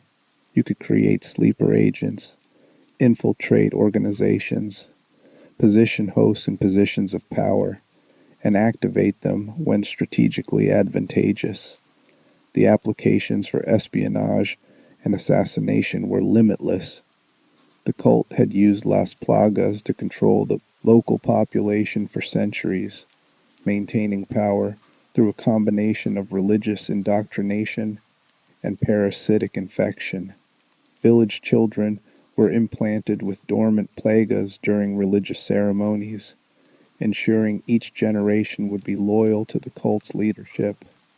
The practice continued for hundreds of years until local authorities finally realized what was happening and intervened. In the early 20th century, the Spanish government moved against Los Illuminados, arrested the cult's leadership, and attempted to eliminate Las Plagas entirely. The parasites were buried in abandoned mines, sealed away where they'd eventually die without hosts. The cult's properties were seized, their influence broken, and the villagers were freed from parasitic control. The cult collapsed.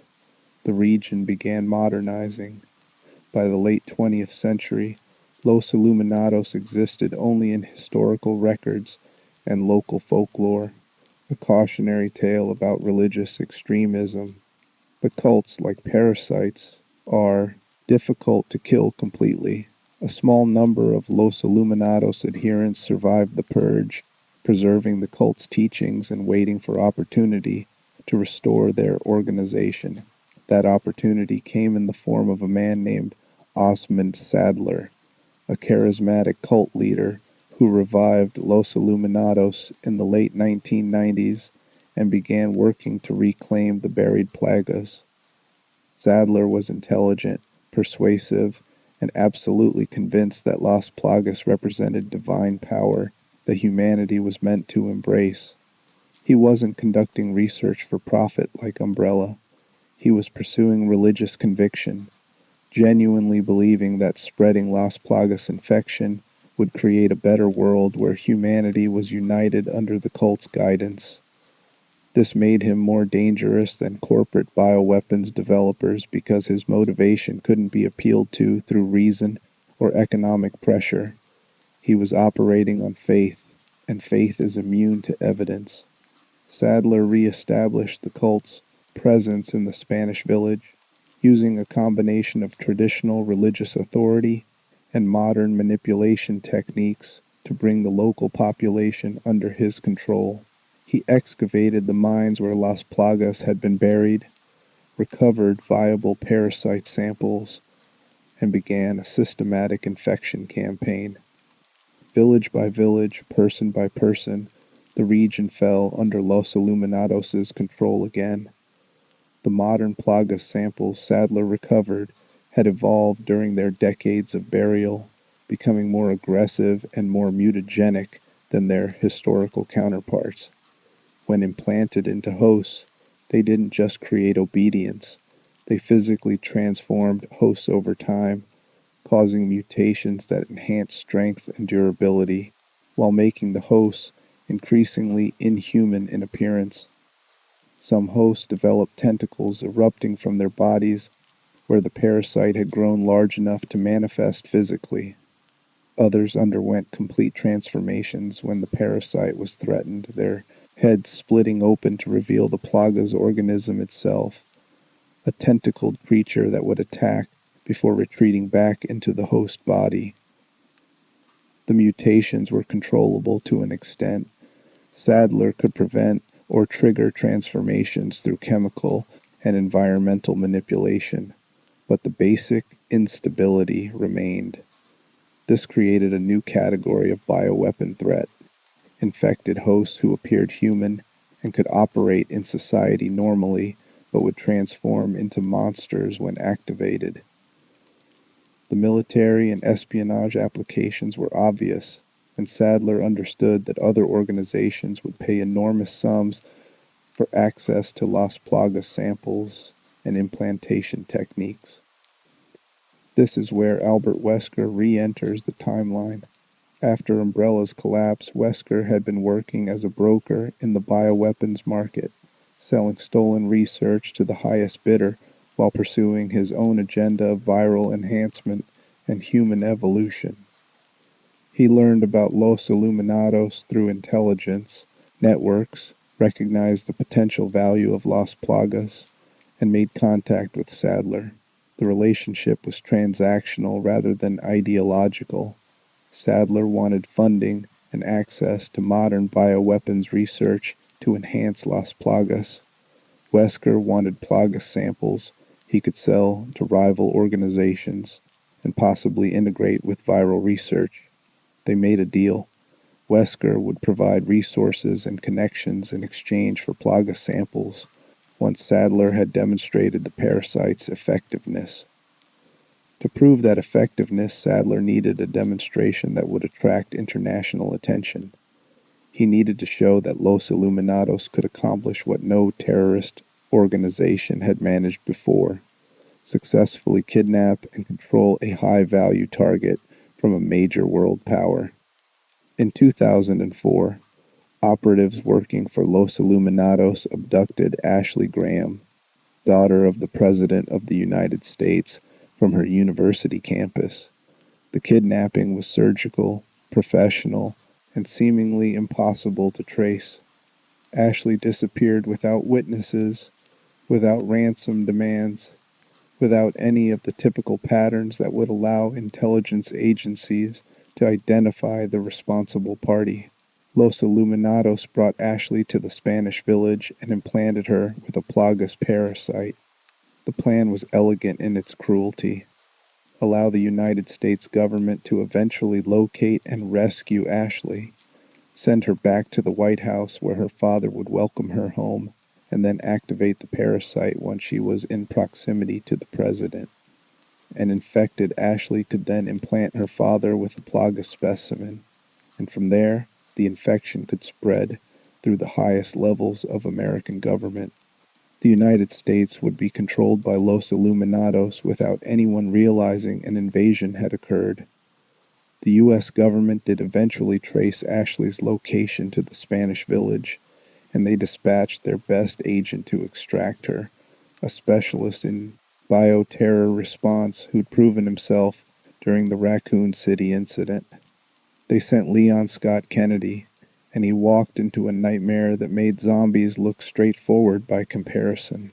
Leon arrived in the village during daylight, approaching cautiously, and immediately recognized that something was fundamentally wrong.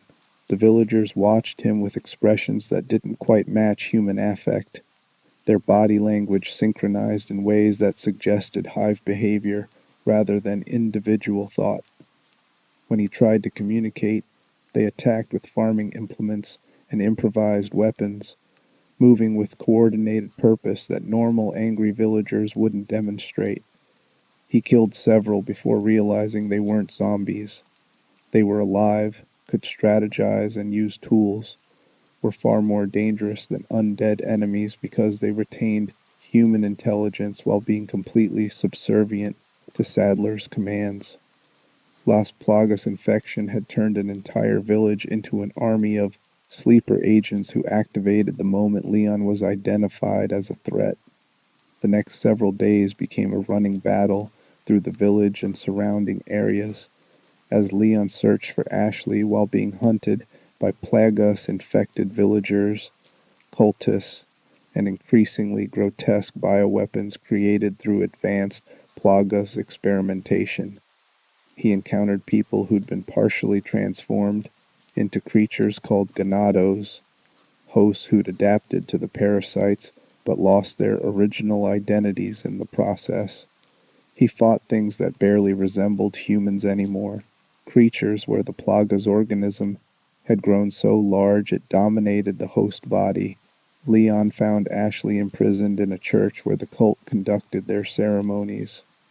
He rescued her, but during her captivity, she'd been implanted with a Plagas parasite, and Leon himself had been infected during one of his encounters with the cult.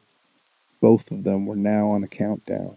They had perhaps 72 hours before the parasites matured, sufficiently to take control of their nervous systems, at which point they'd become Sadler's puppets regardless of their will to resist. This created urgency beyond simple survival. Leon needed to extract Ashley, escape the region, and find a way to remove the parasites before they matured, all while fighting through a countryside full of infected hosts and biological weapons. And he needed to do this while experiencing the early stages of Plagas infection himself: fever, disorientation, moments where he'd lose control of his own body as the parasite tested its connection to his nervous system. He was supported by two people whose motivations he couldn't entirely trust. The first was Luis Serra, a former Umbrella researcher who'd worked under Sadler before realizing the cult's true intentions and trying to escape. Luis had developed a method to kill Las Plagas parasites using specialized radiation, but he'd been captured by the cult before he could use it on himself.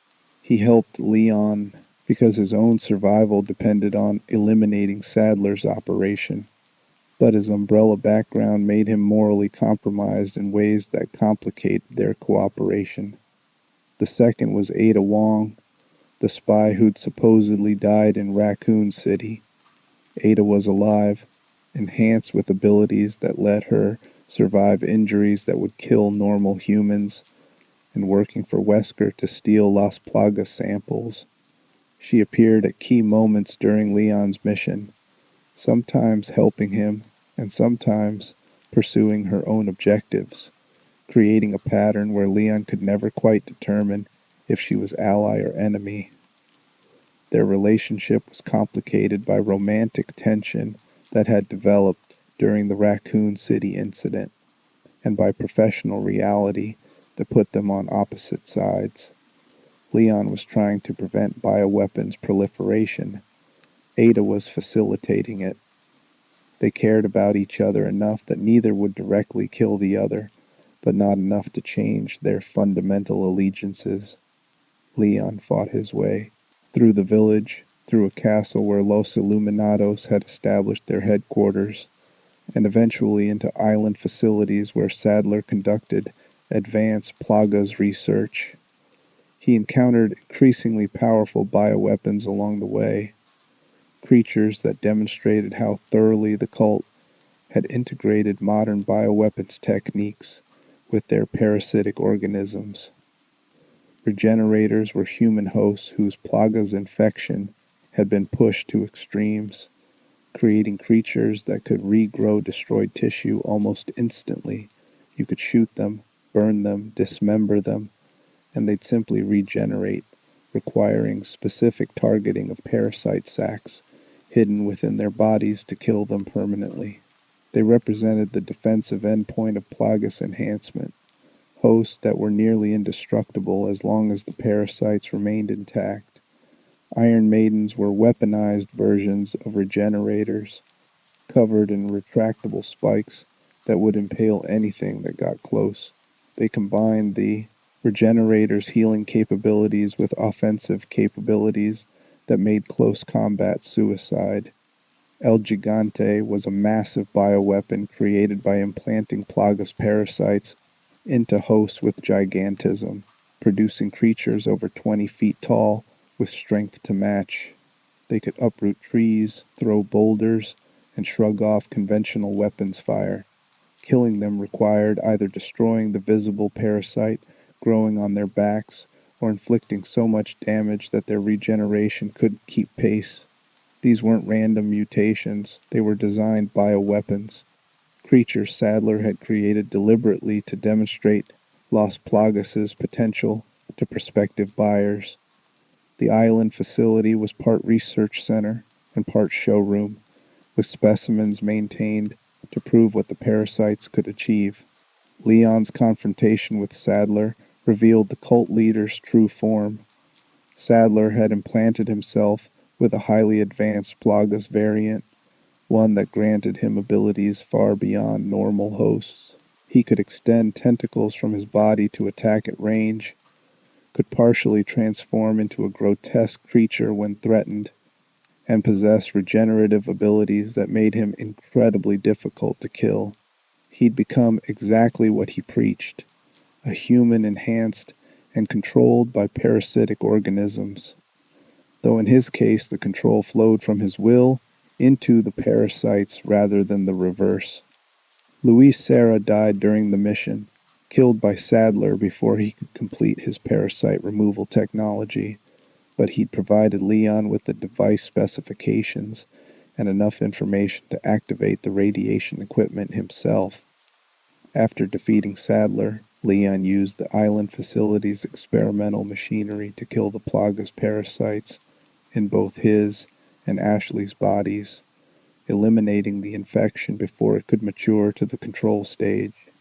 Ada Wong escaped with Plagas samples, completing her mission for Wesker. The samples would eventually be sold to various bioweapons developers, spreading Las Plagas technology across the globe and creating the next generation of bioterror threats. Leon couldn't stop her. By the time he realized she'd obtained the samples, she was already gone, and pursuing her would have meant abandoning Ashley. Leon and Ashley escaped the island as it self-destructed. Another bioweapons facility erased through explosive purification. The mission was technically successful. Ashley was rescued. The Plagas infection threatening them was eliminated, and Los Illuminados was destroyed. But Leon understood they'd only address symptoms. The samples Ada stole would resurface. The techniques Sadler developed would be replicated. The village full of people they'd killed were victims, not villains. People who'd been infected and controlled, who died fighting for a cause they hadn't chosen. This was the new paradigm of bioterror. Not corporate research creating weapons for profit, but ideologically motivated organizations creating weapons for control, with collateral damage measured in entire communities turned into biological weapons against their will. The incident in Spain demonstrated how thoroughly bioweapons knowledge had proliferated after Umbrella's collapse. Los Illuminados had been developing Las Plagas for centuries, but Sadler's modern enhancement techniques came from ex-Umbrella researchers like Luis Serra, who'd taken their knowledge into the bioweapons black market. The parasites themselves were ancient, but the methods used to weaponize them were cutting edge, combining medieval parasitology with 21st century genetic engineering. And this was just one incident. While Leon fought in Spain, other bioweapon outbreaks were occurring globally, some caused by former Umbrella researchers selling their knowledge, some by rival corporations trying to develop their own viral weapons, some by terrorist organizations that saw bioweapons as force multipliers that could make small groups as dangerous as standing armies.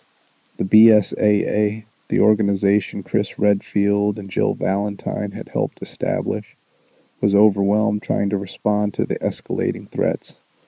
They were building an institutional structure to combat bioterrorism globally, but the infrastructure couldn't keep pace with the spreading knowledge. For every bioweapons lab they shut down, 3 more opened somewhere else. For every outbreak they contained, 2 more started in different regions. The world had entered an era of permanent bioterror threat, and the best anyone could do was triage, respond to the most dangerous incidents, try to prevent the most catastrophic outcomes, and accept that complete elimination of bioweapons was no longer achievable. The knowledge existed, the techniques were documented, and people were motivated by profit, ideology, or revenge to continue developing biological weapons regardless of human cost. This grim reality would be reinforced in 2005 when Jill Valentine and Chris Redfield would respond to a bioterror incident that nearly killed them both, where they'd discover that some of Umbrella's research had survived the corporation's collapse and had been acquired by a pharmaceutical company that viewed bioweapons development not as a moral catastrophe to be prevented, but as a profitable market opportunity to be exploited. The company was called Tricell, and they'd been Umbrella's rival and secret partner for years. While Umbrella fell, Tricell thrived, and they were ready to show the world that they could create bioweapons even more dangerous than anything Umbrella had achieved. The incident would take place in a Mediterranean resort town, and before it ended, one of the most capable BSA agents would be transformed into a bioweapon herself.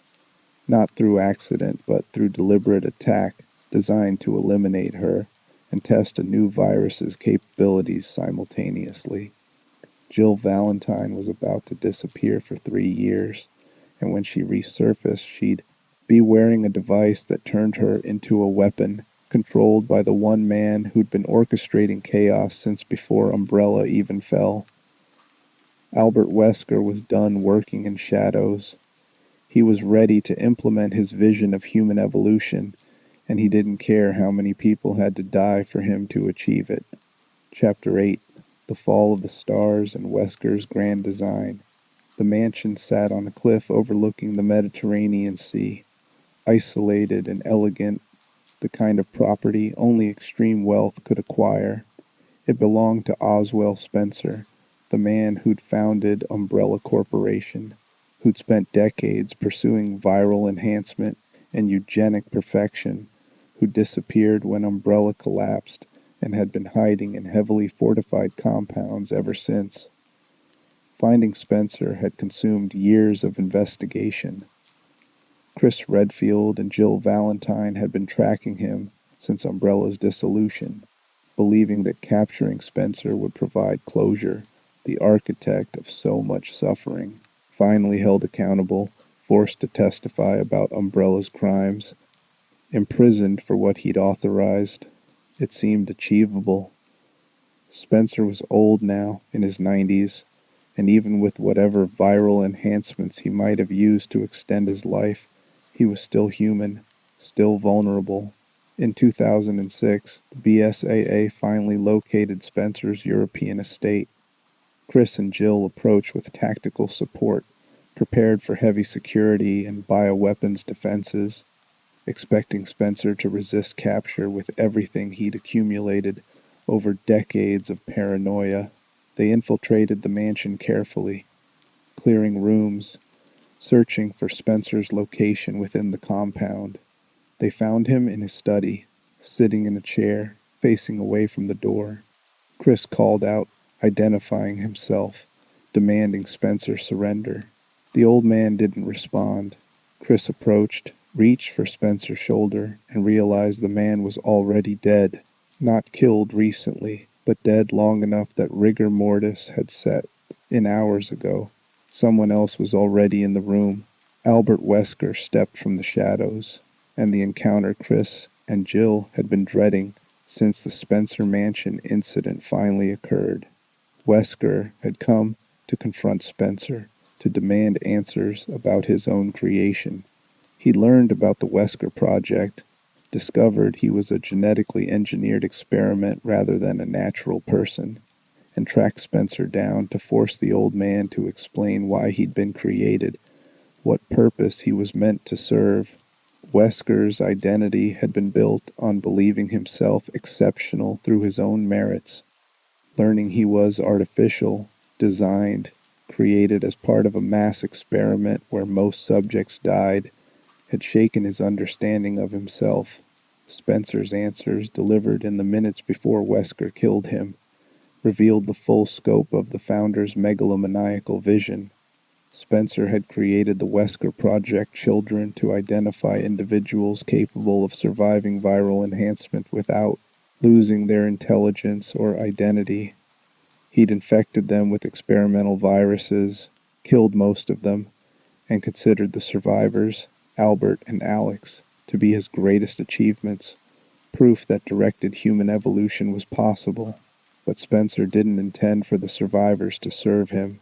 He intended to use their existence as proof of concept, to eventually undergo the same enhancement himself, to become the first of a new species of superior humans with himself as the progenitor and ruler. The Wesker Project children were experiments, test subjects whose purpose was to validate Spencer's theories about his own potential for transformation. Wesker was a prototype for Spencer's own planned ascension to posthuman status. This revelation that his entire existence was just research data for someone else's ego destroyed whatever restraint Wesker might have maintained. He killed Spencer in a rage, ending the old man's ambitions and simultaneously severing any remaining connection to his own origins. With Spencer dead, Wesker could rewrite his own narrative, could claim that his enhancement and abilities were self-determined rather than programmed. Chris and Jill encountered Wesker immediately after Spencer's death, and the confrontation demonstrated exactly how outmatched normal humans were against Wesker's viral enhancements. He moved faster than they could track, displayed strength that let him punch through concrete, and shrugged off gunfire that should have incapacitated or killed him. The enhancements he'd received made him functionally superhuman, and Chris and Jill's tactical training meant nothing against an opponent who could simply move too fast to be targeted. They tried everything: concentrated fire, explosive traps, environmental hazards, and Wesker adapted instantly to each attempt. He wasn't just physically superior. His reaction time and tactical thinking had been enhanced to the point where he could predict their actions and counter them before they could execute. Fighting him wasn't combat. It was insects attacking a human who could simply move faster than they could respond. Jill made a choice in that moment that would haunt Chris for years. Seeing Wesker about to kill Chris, recognizing they couldn't win through fighting, she tackled Wesker and used their combined momentum to crash through the mansion's window, sending both of them tumbling over the cliff edge toward the rocks and ocean below. Chris watched them fall, watched Jill sacrifice herself to save him, and couldn't do anything except witness one of the most capable people he'd ever known choose death over letting Wesker kill her partner. He searched the base of the cliff for hours, found no bodies, and eventually had to accept that Jill Valentine was gone, either dead from the fall or drowned in the Mediterranean. The BSAA held a memorial service. Chris grieved while simultaneously feeling guilty for surviving when Jill hadn't. The organization lost one of its most effective agents, and bioterrorism continued escalating globally without her expertise to counter it. But Jill wasn't dead. Wesker had survived the fall. His enhanced regeneration and durability let him tank impacts that would pulverize normal humans, and he'd recovered Jill's body from the water. She was badly injured but alive, barely, and Wesker saw opportunity in her survival. He brought her to a Tricell facility where researchers had been developing a variant of the progenitor virus that could enhance human abilities without the extreme mutations typical of T-virus infection. They'd called it the Ouroboros virus, named for the alchemical symbol of the snake eating its own tail, and they'd been testing it on subjects with limited success. Most hosts died or mutated into uncontrollable monsters. Wesker theorized that someone with Jill's genetics and prior exposure to T-virus antibodies might survive the enhancement process. He infected her with a prototype version of Ouroboros, and Jill's body adapted. The virus enhanced her physical capabilities, increased her strength and speed beyond normal human limits, and most importantly for Wesker's purposes, made her susceptible to chemical control. Tricell's researchers developed a device they called the P-30 Scarab, a chest-mounted apparatus that administered chemicals directly into Jill's bloodstream, suppressing her will and making her responsive to Wesker's commands. Jill Valentine became Wesker's personal weapon, a puppet with all her original combat skills but none of her autonomy. She retained her memories, could speak and reason, but couldn't resist the commands transmitted through the Scarab device. Wesker kept her in this state for 3 years, using her as his enforcer while he pursued his own vision of forced human evolution. During those 3 years, while Chris searched desperately for any sign that Jill might have survived, Wesker was implementing a plan that made everything Umbrella attempted look restrained by comparison. He wasn't interested in selling bioweapons for profit or creating super soldiers for military applications. He wanted to trigger a global extinction event that would kill the majority of humanity while leaving only those with genetic compatibility for viral enhancement alive. He called it forced evolution, the artificial creation of selection pressure so extreme that only enhanced humans would survive, with the resulting population being superior in measurable ways to baseline humanity. He saw himself as an architect of the next stage of human development, someone willing to make the harsh decisions that natural selection was too slow to implement. The philosophy was social Darwinism taken to its genocidal extreme, eugenics dressed up as evolution, and it required killing billions of people to achieve. Wesker didn't view this as murder. He viewed it as pruning, removing inferior genetic stock to allow superior variations to flourish. The fact that he would determine which genetics were superior and which were disposable apparently didn't strike him as problematic. To accomplish this vision, Wesker needed massive quantities of a virus that would spread globally, that could be deployed through multiple vectors simultaneously, and that would be invariably fatal to anyone without specific genetic markers. The Ouroboros virus, refined beyond the prototype used on Jill, seemed perfect for this purpose. Ouroboros worked by aggressively rewriting the host's genetic code, forcing rapid mutation that either enhanced the host or destroyed them depending on compatibility. Compatible hosts would survive and gain abilities similar to Wesker's own enhancements. Incompatible hosts, the vast majority of humanity, would mutate into mindless creatures that Ouroboros would consume from within, turning them into massive tentacled masses that would continue spreading the virus until destroyed. Wesker partnered with Tricell, the pharmaceutical corporation that had been Umbrella's rival and secret collaborator for decades, to mass-produce Ouroboros. Tricell's executives saw the project as an opportunity to eliminate their competitors and position themselves as the sole provider of viral enhancements in a post-outbreak world.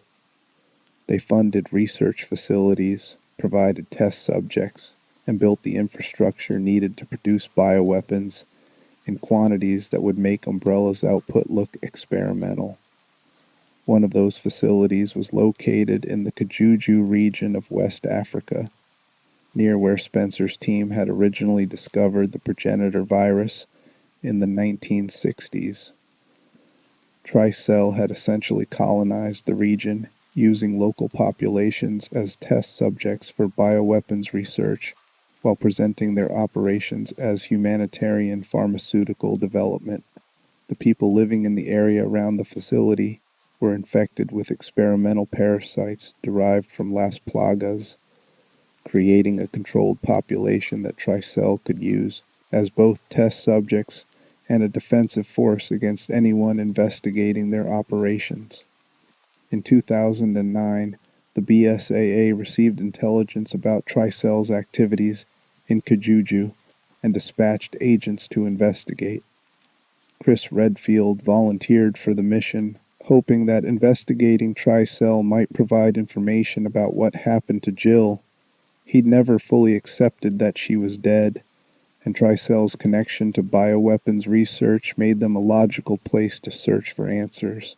Chris was partnered with Shiva Alamar, a BSAA agent from the African branch who had personal reasons for wanting to shut down Tricell's operations. Her parents had died in an umbrella bioweapons test conducted in Africa years earlier, and she dedicated her life to preventing similar atrocities. The partnership was professional but complicated by Chris's emotional investment in finding Jill and Shiva's anger toward corporations that treated African populations as expendable research material. They arrived in Kajuju to find a nightmare reminiscent of Raccoon City, but worse because the infected hosts were alive, conscious, and being controlled like biological drones. Tricell had infected the local population with type 2 plagas, parasites that bonded with hosts while allowing Tricell to maintain remote control through chemical signals and pheromones. The infected villagers attacked Chris and Shiva with coordinated tactics that demonstrated external control rather than individual aggression. The Type 2 plagas represented an evolution of Los Illuminados' parasitic research, refined by ex-umbrella scientists working for Tricell. These parasites integrated more smoothly with host biology, could be implanted without elaborate ceremony, and responded to control signals broadcast through Tricell's communications infrastructure. They turned people into weapons that could be activated remotely, deactivated when convenient, and disposed of when they outlived their usefulness. Fighting through Kajuju meant killing people who were victims, hosts who'd been infected against their will and were being puppeted by Tricell's research team. Chris and Shiva didn't have options for non-lethal resolution. The parasites made hosts aggressive and resilient to pain, and attempting to incapacitate rather than kill would get the agents killed instead. They left bodies throughout the region, each one representing someone who'd been turned into a weapon by the corporation claiming to provide medical aid. The facility's interior revealed the full scope of Tricell's crimes. Holding cells contained test subjects in various stages of parasitic infection and mutation. Research documents detailed experiments that made Umbrella's human trials look ethical by comparison. Manufacturing areas were producing bioweapons in industrial quantities for sale to any buyer with sufficient funds. Tricell wasn't just developing bioweapons research. They'd created an entire supply chain, from acquisition of test subjects through development, testing, and distribution of finished biological weapons. Chris and Shiva fought through increasingly dangerous bioweapons as they penetrated deeper into the facility. They encountered lickers, mutated humans created through T-virus exposure that Tricell had acquired from ex-umbrella sources. They fought Magini, hosts infected with Type 2 plagas who'd undergone additional mutations that enhanced their combat effectiveness. They faced Reapers, insectoid bioweapons created by implanting plagas parasites into insects and allowing them to grow to monstrous size. And then Chris found Jill, alive, enhanced, and completely under Wesker's control through the P-30 device attached to her chest. The confrontation that followed was one of the most emotionally devastating fights in the Resident Evil timeline. Chris had to battle someone he'd risked everything to save, someone he cared about deeply, while trying to find a way to free her from Wesker's control without killing her. Jill fought with skills Chris recognized, techniques they'd trained together, but turned against him with precision that exploited every weakness in his defensive patterns. Wesker watched the fight with detached amusement, using Jill as a weapon to break Chris psychologically while testing how effective the P-30 control system was under combat stress. He wasn't just trying to kill Chris. He was demonstrating that he could take everything Chris valued, his partner, his sense of agency, his belief that fighting bioterrorism mattered, and turn it into weapons used against him. The battle only ended when Shiva managed to physically rip the P-30 device from Jill's chest during a moment when Jill was grappling with Chris. The removal was traumatic, caused significant injury, and left Jill unconscious but freed from Wesker's control. The Ouroboros enhancement remained in her system, but without the chemical suppression of her will, Jill's own consciousness could reassert itself. Chris wanted to stop, wanted to protect Jill while she recovered, but Wesker was already escaping toward the facility's central area, where Tricell had been preparing to deploy Ouroboros on a global scale. Jill, barely conscious, told Chris to go, to stop Wesker, to prevent the release of Ouroboros, because if Wesker succeeded, her 3 years of captivity would enable the deaths of billions. Chris and Shiva pursued Wesker deeper into the facility, into underground areas that had been built directly above the caverns where Spencer's team discovered the progenitor virus 43 years earlier. The architecture was ancient and modern simultaneously, stone caves equipped with cutting-edge laboratory equipment, the origin point of all bioweapons research transformed into a manufacturing facility for the virus meant to end human civilization as it currently existed. Wesker revealed his plan during their confrontation. He intended to deploy Ouroboros through multiple vectors simultaneously: aerosol release in major cities, contamination of water supplies, distribution through existing pharmaceutical supply chains. The virus would spread globally within 72 hours, and within a week 90% of humanity would be dead or mutated into creatures that would die shortly after transformation. The surviving 10%, those with genetic compatibility for Ouroboros enhancement, would emerge with abilities that would make them superior to baseline humans. Wesker would position himself as their leader, guiding this new species toward whatever future he deemed appropriate. He saw himself as a god creating new humanity in his image, and the billions who would die were acceptable losses in service of evolutionary advancement. The philosophy was monstrous, but Wesker genuinely believed it was righteous. He'd internalized Spencer's eugenic ideology so thoroughly that mass murder appeared not just acceptable, but necessary.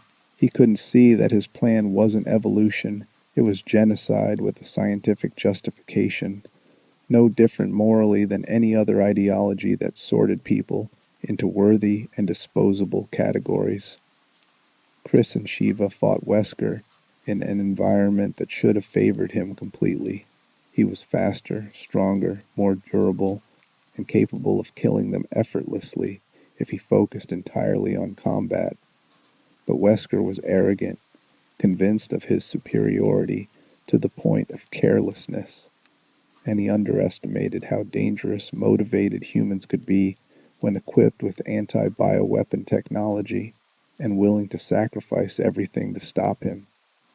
They used specialized ammunition designed to destabilize viral enhancements, injected Wesker with chemicals that temporarily suppressed his abilities, and created environmental hazards that even his regeneration couldn't easily overcome. The battle extended across the facility's levels, through laboratory areas and into the caves. The themselves, with Wesker mutating in response to damage, becoming more monstrous as the fight progressed. His final transformation was grotesque. Wesker's body couldn't handle the damage and the chemical destabilization simultaneously, and the virus enhancing him went into overdrive, mutating him into a tentacled creature that had abandoned any pretense of humanity. He'd become exactly what he claimed to despise, a mindless bioweapon, all power and no control, consumed by the virus he thought he'd mastered. Chris and Shiva killed him in a volcanic chamber, deep beneath the facility, using experimental weapons to inflict damage faster than Wesker could regenerate, and finally incinerating what remained in lava flows that even his enhanced biology couldn't survive. Wesker died, screaming about his superiority, about his right to reshape humanity, and the last thing he experienced was the realization that he'd failed, that two normal humans had destroyed everything he'd built. The Tricell facility was destroyed through self-destruct protocols, eliminating the Ouroboros stockpiles and most of the research data. Some samples inevitably survived. They always do. But Wesker's plan for global deployment was stopped before it could be implemented. Jill Valentine survived, though her recovery from 3 years of chemical suppression and Ouroboros enhancement would take extensive rehabilitation. She'd been a weapon, had killed people under Wesker's control, and the psychological damage from that experience would never fully heal.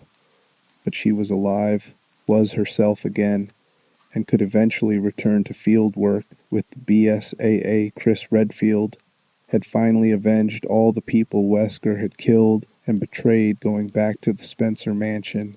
But the victory felt hollow. Wesker was one man. Tricell was one corporation.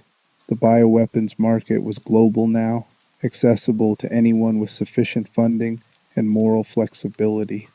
Stopping Wesker didn't stop bioterrorism, it just eliminated one particularly dangerous actor in an industry that generated new threats faster than anyone could contain them. The world continued its descent into bioterror normalization. Nations developed bioweapons as deterrents. Terrorist organizations deployed viruses and parasites in attacks that killed thousands. Former researchers from Umbrella, Tricell, and other corporations sold their knowledge to the highest bidder, creating a diffusion of expertise that made controlling bioweapons development impossible. And in the midst of this chaos, in a world where bioweapons had become expected rather than exceptional, new threats continued emerging from places no one was watching carefully enough. A pharmaceutical company called Neo Umbrella would rise from the ashes of the original corporation, led by someone with a very personal grudge against the people who'd destroyed their family. They'd deploy bioweapons not for profit or ideology, but for revenge, targeting specific individuals with viruses designed to destroy everything those people had built. A cult worshipping biological transformation would gain access to viral research and begin creating engineered creatures that blurred the line between human and monster in ways that made previous bioweapons look restrained. And in Eastern Europe, in a village that time seemed to have forgotten, Mother Miranda would still be conducting her centuries-long research into the Megamycete mold, waiting for someone suitable to stumble into her territory so she could finally complete the resurrection ritual she'd been refining since 1919. All of these threats were developing simultaneously, overlapping, feeding off each other's research and techniques. The Resident Evil timeline wasn't approaching a resolution. It was fragmenting into parallel horrors occurring across the globe, each one a variation on the same theme. Human ambition combined with biological knowledge creates monsters, and those monsters inevitably escape containment. If you're still here past the halfway point, the next section is where we see bioterrorism metastasize into something that governments can no longer deny or suppress. This is where viral outbreaks become public knowledge, where the existence of bioweapons can't be hidden behind corporate facades and classified documents, where ordinary people learn that the monsters are real and the organizations meant to protect them have been complicit in creating those monsters. This is where Resident Evil transitions from survival horror to acknowledgement that horror is just the world we live in now, and survival means adapting to permanent threat rather than eliminating it. The illusions are gone, the truth is visible, and somehow that makes everything worse. Chapter 9, Tall Oaks in the City That Couldn't Be Hidden, June 29th, 2013. President Adam Benford stood in a lecture hall at Ivy University in Tall Oaks, preparing to address the nation about bioterrorism and government complicity in bioweapons research. He was going to reveal everything: Raccoon City, the government's contracts with Umbrella, the decades of classified research that treated American citizens as expendable test subjects. He was going to apologize, propose oversight legislation, and commit to transparency in bioweapons policy. Leon Kennedy was in the hall that night, serving as one of the president's security detail. He'd worked closely with Benford for years, had convinced him that disclosure was morally necessary, and believed this moment would mark a turning point where governments stopped hiding bioweapons development and started treating it as the existential threat it represented. The speech never happened. Minutes before Benford was scheduled to speak, bioterrorism struck the university campus. A new virus, later identified as the C virus, was deployed through multiple vectors simultaneously: aerosol release in ventilation systems, contamination of food and water, and direct injection via infected individuals who'd been positioned on campus days earlier. The C virus was an engineered bioweapon combining properties of both the T virus and the G virus, created by researchers who'd studied both Umbrella and Tricell's work. It spread faster than the T virus, mutated hosts more controllably than the G virus, and produced zombies that retained some problem-solving capabilities while being driven by the same hunger for living flesh that made T-virus zombies so dangerous. The infection spread through Ivy University in minutes. Students and faculty transformed into zombies that attacked anyone still uninfected. The outbreak spilled from the campus into Tall Oaks itself, and within hours the entire city was in crisis. 70,000 people lived in Tall Oaks. Most of them would be dead or infected before dawn.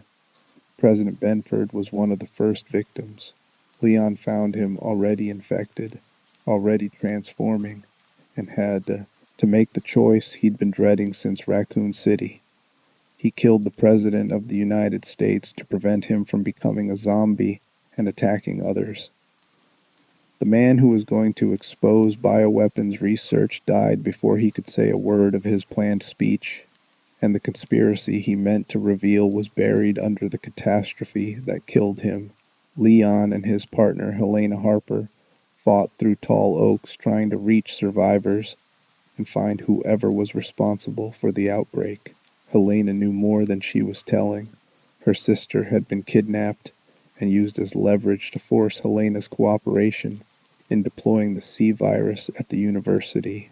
The organization behind the attack was called Neo Umbrella, led by a woman who'd been connected to the original Umbrella Corporation and who blamed Leon, Chris, and other BSAA agents for destroying her family's legacy. The Tall Oaks incident couldn't be suppressed the way Raccoon City had been. It happened in the age of smartphones and social media, with videos of zombies spreading online faster than government agencies could delete them.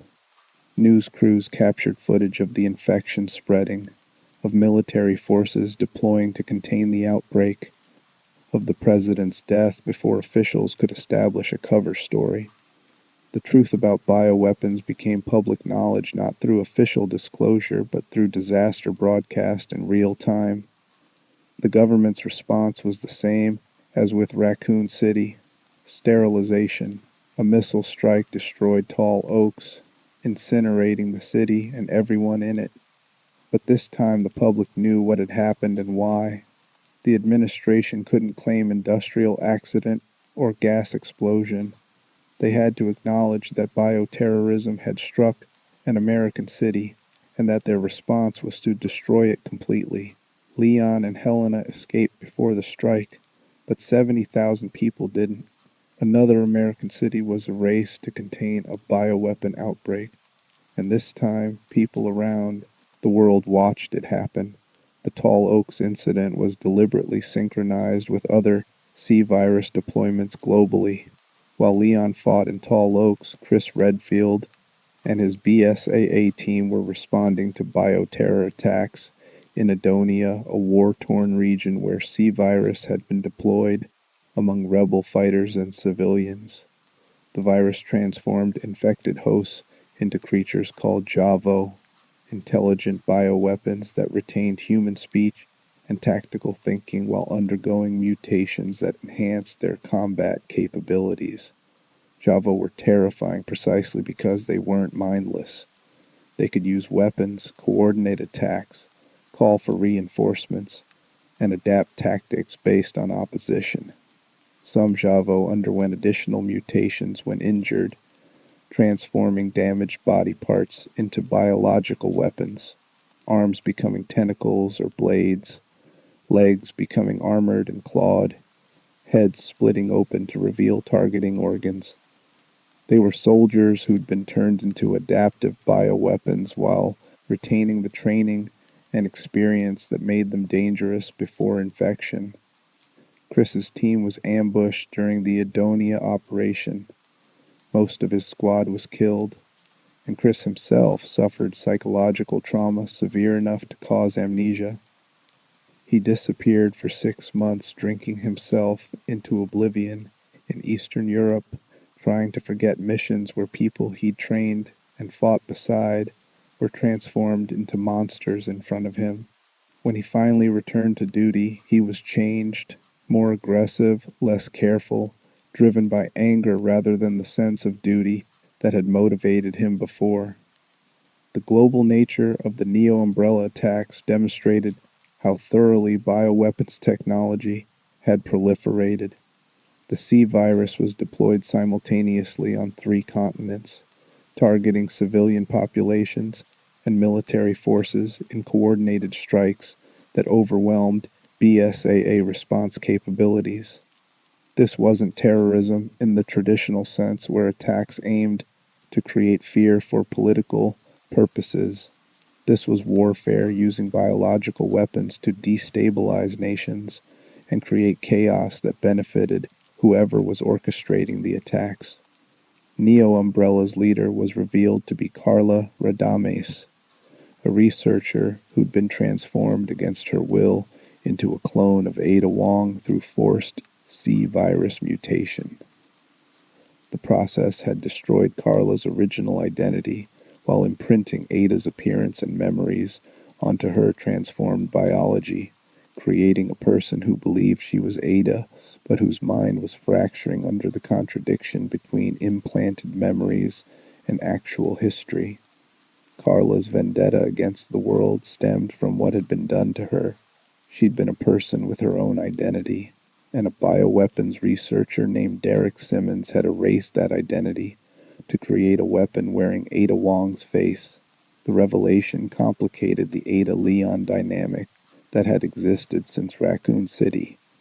The Ada Leon had been encountering in various incidents might not have been the real Ada Wong, but Carla wearing her face, and distinguishing between them became impossible in retrospect. Derek Simmons was revealed to be the true architect of both Neo Umbrella's attacks and the conspiracy to suppress information about bioweapons research. He led a shadowy organization called The Family that had been manipulating global events for centuries, that had connections to Umbrella from the beginning, and that viewed bioweapons as tools for maintaining power structures that benefited their members. Simmons had ordered President Benford's assassination, deployed the C virus in Tall Oaks, and orchestrated the global attacks to prevent disclosure of information that would threaten the family's influence. The final confrontations with Carla and Simmons revealed how thoroughly bioweapons had corrupted everyone involved in their creation. Carla, dying from injuries sustained during the campaign, infected herself with a massive dose of C virus and mutated into a creature that filled entire city blocks, a biomass that consumed everything organic it touched while retaining fragments of Carla's shattered consciousness. She became her own revenge, a monument to what bioweapons research did to people who were used as test subjects. Simmons, exposed and pursued by both Leon and Chris's teams, repeatedly injected himself with enhanced C virus variants to survive their attacks, mutating through multiple forms that made him increasingly monstrous and decreasingly human. He transformed into creatures resembling dinosaurs, insects, and finally an amorphous mass that had abandoned all pretense of humanity. The man who'd ordered bioweapons deployments that killed hundreds of thousands died as one of those bioweapons, consumed by the viruses he'd treated as instruments of policy. The aftermath of the 2013 attacks marked a turning point in how the world understood bioterrorism. The existence of bioweapons became public knowledge. Nations acknowledged having bioweapons research programs, though they claimed defensive purposes only.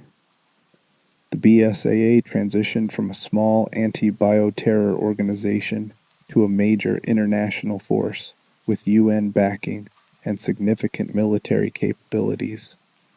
Bioweapons became a recognized category of threat that governments had to address openly rather than through classified programs and plausible deniability. But this transparency didn't reduce the threat. It just made the threat visible. Bioweapons research continued, justified now as necessary for defense against other nations' bioweapons programs. Companies developed viruses and parasites claiming they were creating vaccines and countermeasures, while actually building arsenals they could deploy if conflict erupted. The black market for bioweapons expanded, with organized crime syndicates selling viral samples to anyone with sufficient funding, and individual actors, people with access to bioweapons knowledge and personal motivations for using it, became harder to track and stop than organizations like Umbrella had been. A single skilled researcher could create a bioweapon in a basement laboratory, deploy it in a crowded area, and kill thousands before anyone identified the source. Bioterrorism became democratized, accessible to anyone with biology training and willingness to treat human life as expendable. Leon Kennedy continued working as a government agent, though the Tall Oaks incident and having to kill President Benford left psychological scars that made him cynical about whether fighting bioterrorism actually mattered.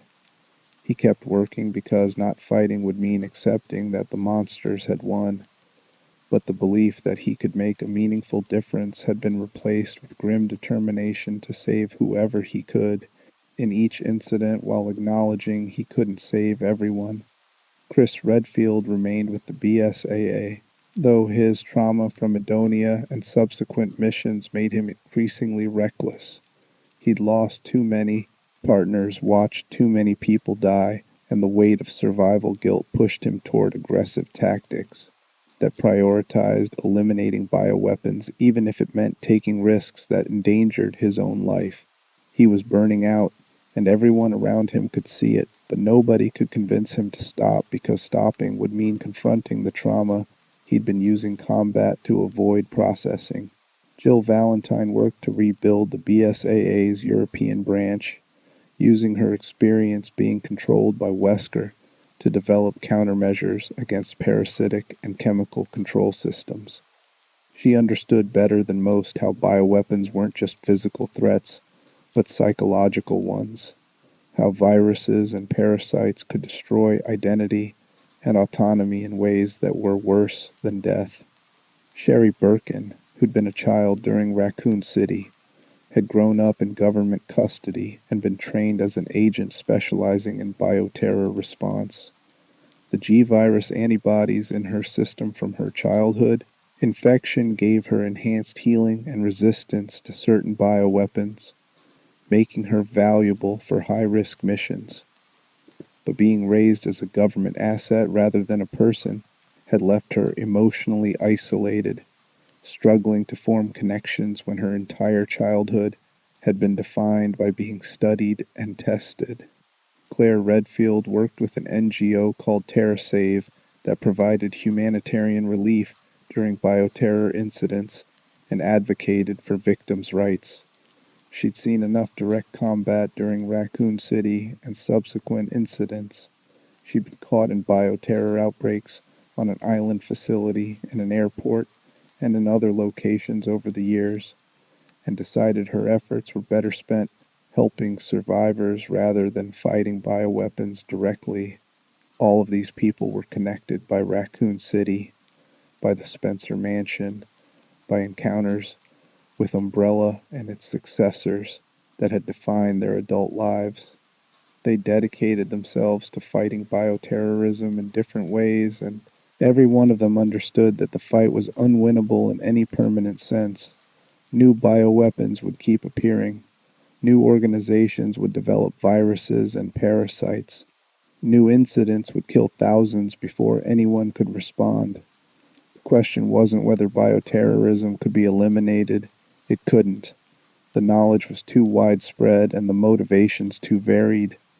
The question was whether people would keep fighting anyway, would keep responding to incidents, even knowing they couldn't prevent all of them, would keep saving individual lives, even when the broader war was already lost. Most of them chose to keep fighting, but the cost was accumulating. Trauma, survivor guilt, physical injuries that didn't heal properly, psychological damage from repeatedly witnessing people transform into monsters. These weren't abstract costs. They were eating away at everyone involved in bioterror response, and eventually people would break or burn out or make mistakes that got them killed.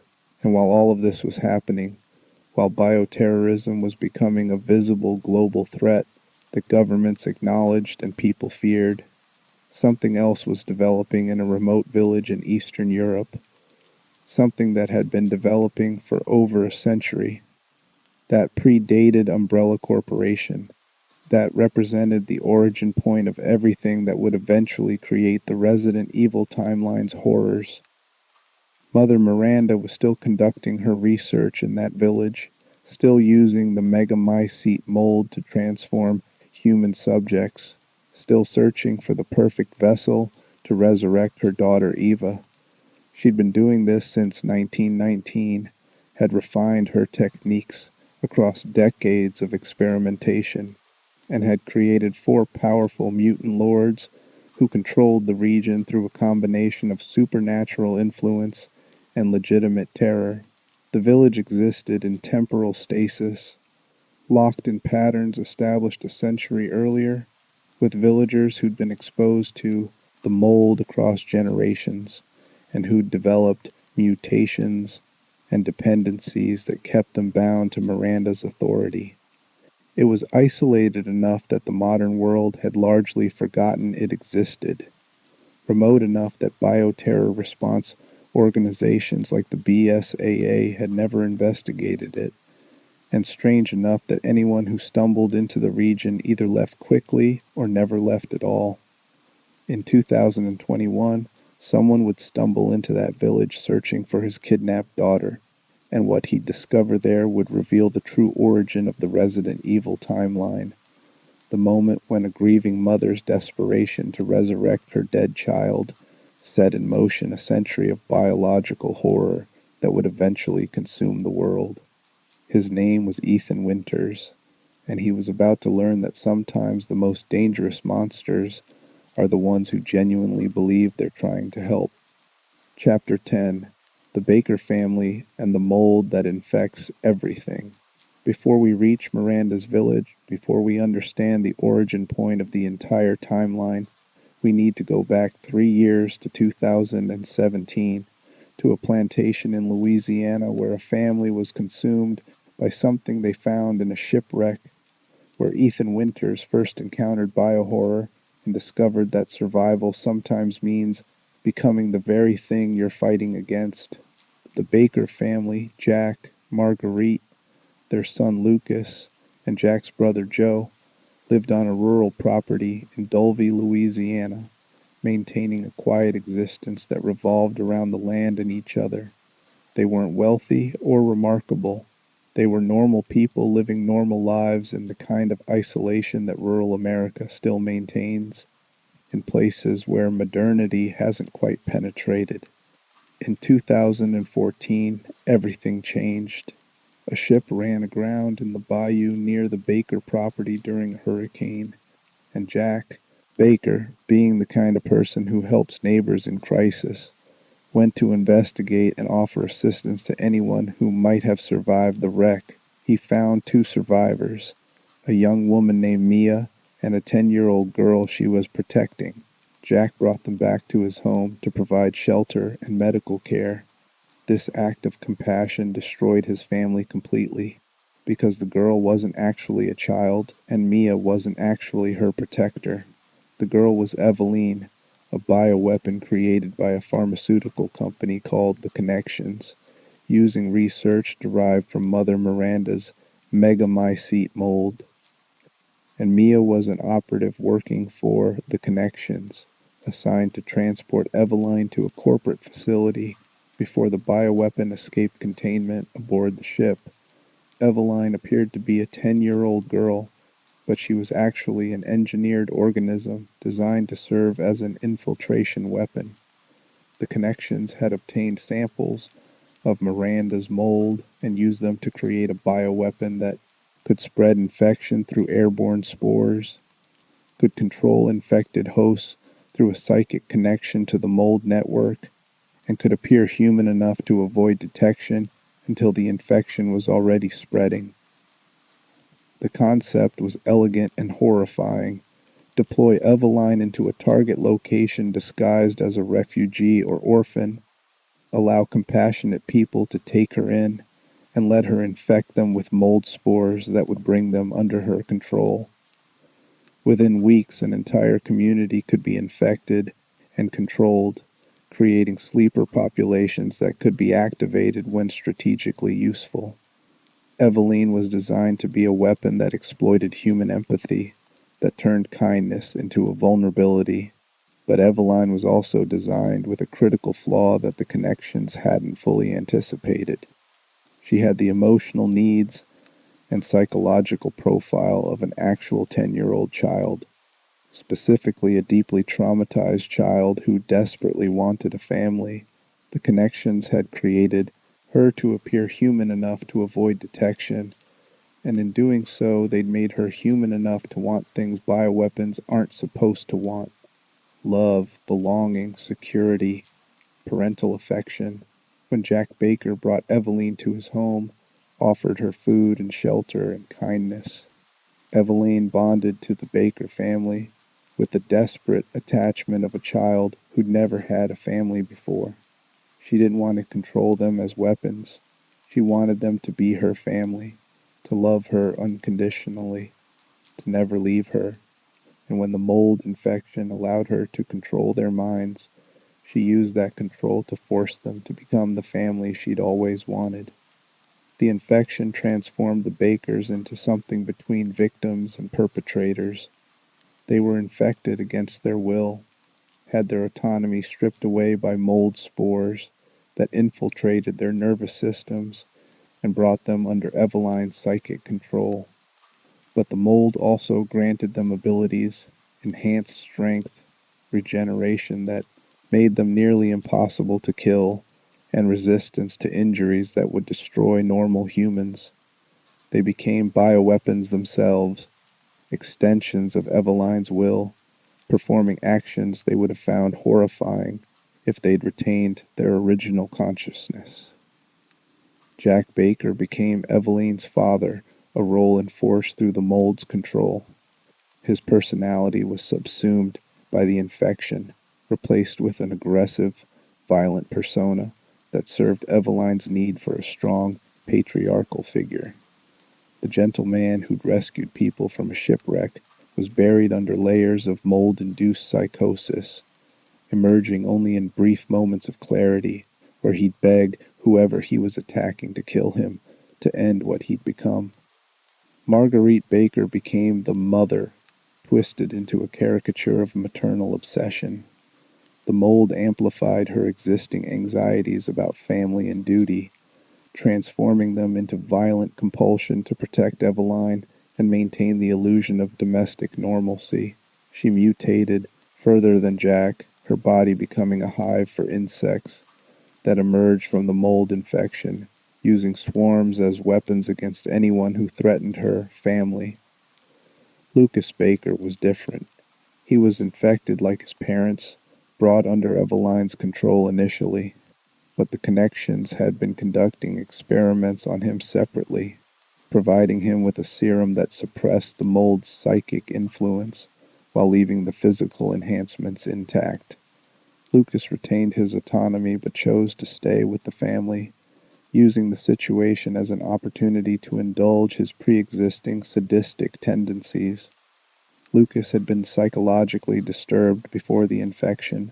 There were hints of childhood violence, of torturing animals, of the warning signs that often precede development of antisocial personality disorder.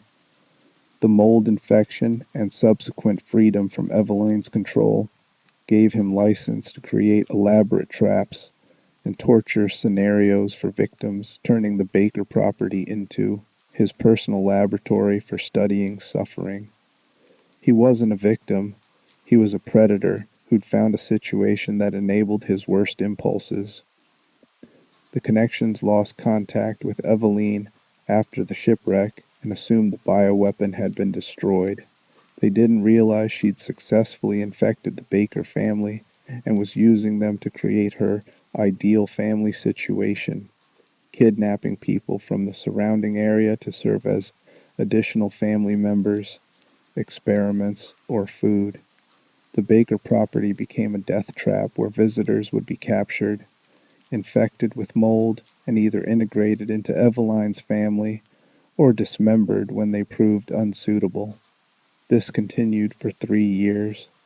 Dozens of people disappeared in the Dulvey area, vanishing while driving past the Baker property or investigating reports of disturbances. Local authorities noticed the pattern but couldn't determine the cause. The Bakers had been upstanding citizens with no history of violence, and nobody suspected that a 10-year-old girl was orchestrating a kidnapping and murder operation through psychic control of mold-infected hosts. In 2017, Ethan Winters received a message from his wife Mia, who he believed had died 3 years earlier. The message was brief, cryptic, and contained GPS coordinates to the Baker property in Louisiana. Ethan didn't understand why Mia was alive or what she'd been doing for 3 years, but he came to Louisiana immediately, hoping to find answers and bring his wife home. He walked into the Baker property, found video footage of Mia in an old house, and began searching for her. What he discovered instead was that his wife was infected with the mold, was alternating between moments of lucidity, where she tried to warn him away, and moments of violent psychosis, where she attacked him with weapons and superhuman strength. Mia had been living at the Baker property for 3 years, controlled by Eveline like the Baker family was controlled, serving as a caretaker for the bioweapon she'd been transporting. Her message to Ethan was sent during a brief moment of clarity when Eveline's control slipped, and by the time Ethan arrived, Mia was too deeply infected to maintain control over her own actions for more than minutes at a time. Their reunion was a nightmare.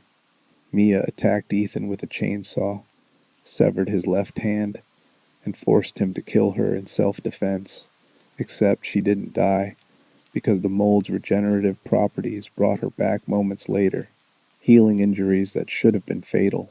Ethan's hand was reattached by Jack Baker using what appeared to be a strange medical solution, though Ethan didn't realize at the time that he'd already been infected with mold spores from breathing the air in the Baker house, and that infection was facilitating his ability to reattach severed limbs and survive injuries that would kill normal humans.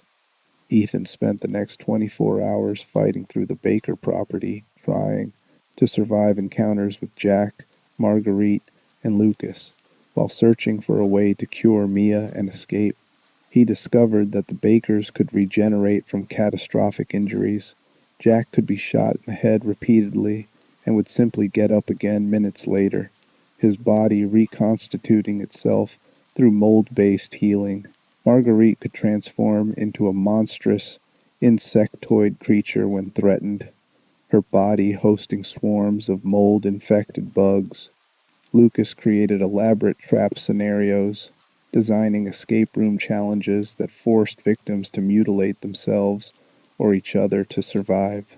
The property itself was contaminated with mold growing throughout the structures, creating an environment where Eveline's influence was strongest. Sections of the house had been overtaken by mold growth that formed organic structures resembling tissue, veins, and neural networks. Walking through these areas meant being observed by Eveline, whose consciousness permeated the mold like a distributed nervous system. She could appear anywhere mold had grown, could manipulate infected hosts from any location connected to her network, and could create hallucinations in people who'd been exposed to the spores. Ethan fought through these horrors with minimal combat training, no special abilities, and weapons he found scattered throughout the property. He wasn't a BSAA agent or government operative. He was a systems engineer searching for his wife, and his survival came from desperation rather than skill. He made mistakes, nearly died repeatedly, and only succeeded because the mold infection he didn't know he'd contracted granted him regeneration that let him survive wounds that should have killed him. The revelation about his own infection came gradually. Ethan noticed he could reattach severed limbs, could heal from injuries with suspicious speed, and could withstand trauma that exceeded human tolerances. He rationalized these observations, adrenaline, luck, medical solutions he'd used to treat injuries. But the truth was that he'd been infected with Eveline's mold from the moment he entered the Baker house, and that infection had been slowly transforming his biology to match the Baker's regenerative capabilities. Deep in the property's salt mines, Ethan finally confronted Eveline. She appeared as an old woman, her bioweapon body having aged rapidly due to cellular breakdown that the connection's design hadn't prevented. Eveline had been designed with a limited lifespan, expected to function for a few years before degrading, and by 2017, she was deteriorating both physically and mentally. Her appearance as a child was an illusion maintained through psychic projection, but her actual body was ancient, diseased, and failing. She still wanted a family, even while dying, even while losing control of the Bakers as her mental faculties declined. Eveline wanted Ethan to be her father, wanted Mia to be her mother, wanted the impossible fantasy of a loving family that would never abandon her. She'd killed dozens of people pursuing that fantasy, had destroyed the Baker family completely, had spread mold infection across the region, all because she was designed to want something bioweapons aren't supposed to want, and nobody had considered what would happen when that want became obsession. Ethan killed Eveline using a specialized toxin provided by a connections operative who'd been monitoring the situation. The toxin destroyed the mold organism at its source, calcifying Eveline's body and severing her psychic connection to infected hosts. With Eveline dead, the Bakers' infection became uncontrolled.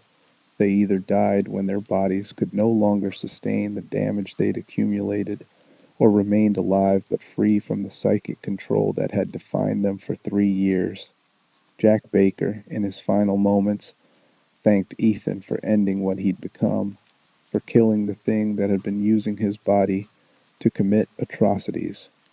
The gratitude came from the real Jack, the man who'd rescued people from a shipwreck 3 years earlier, briefly surfacing before the mold and accumulated injuries finally destroyed him. He died knowing he'd been freed, even if that freedom came simultaneously with death. Ethan and Mia escaped the property as military forces arrived to contain the situation and eliminate evidence of the connection's bioweapon research. They were extracted, debriefed, and placed in protective custody while the government decided what to do with civilians who'd been exposed to a new type of bioweapon that existing protocols didn't address. The official story declared the Baker property a biohazard site that required sterilization. Dulvey residents were told there'd been a gas leak or chemical contamination. The truth about Eveline, about the Bakers, about the mold-based bioweapon was classified, and Ethan and Mia were forbidden from discussing what they'd experienced.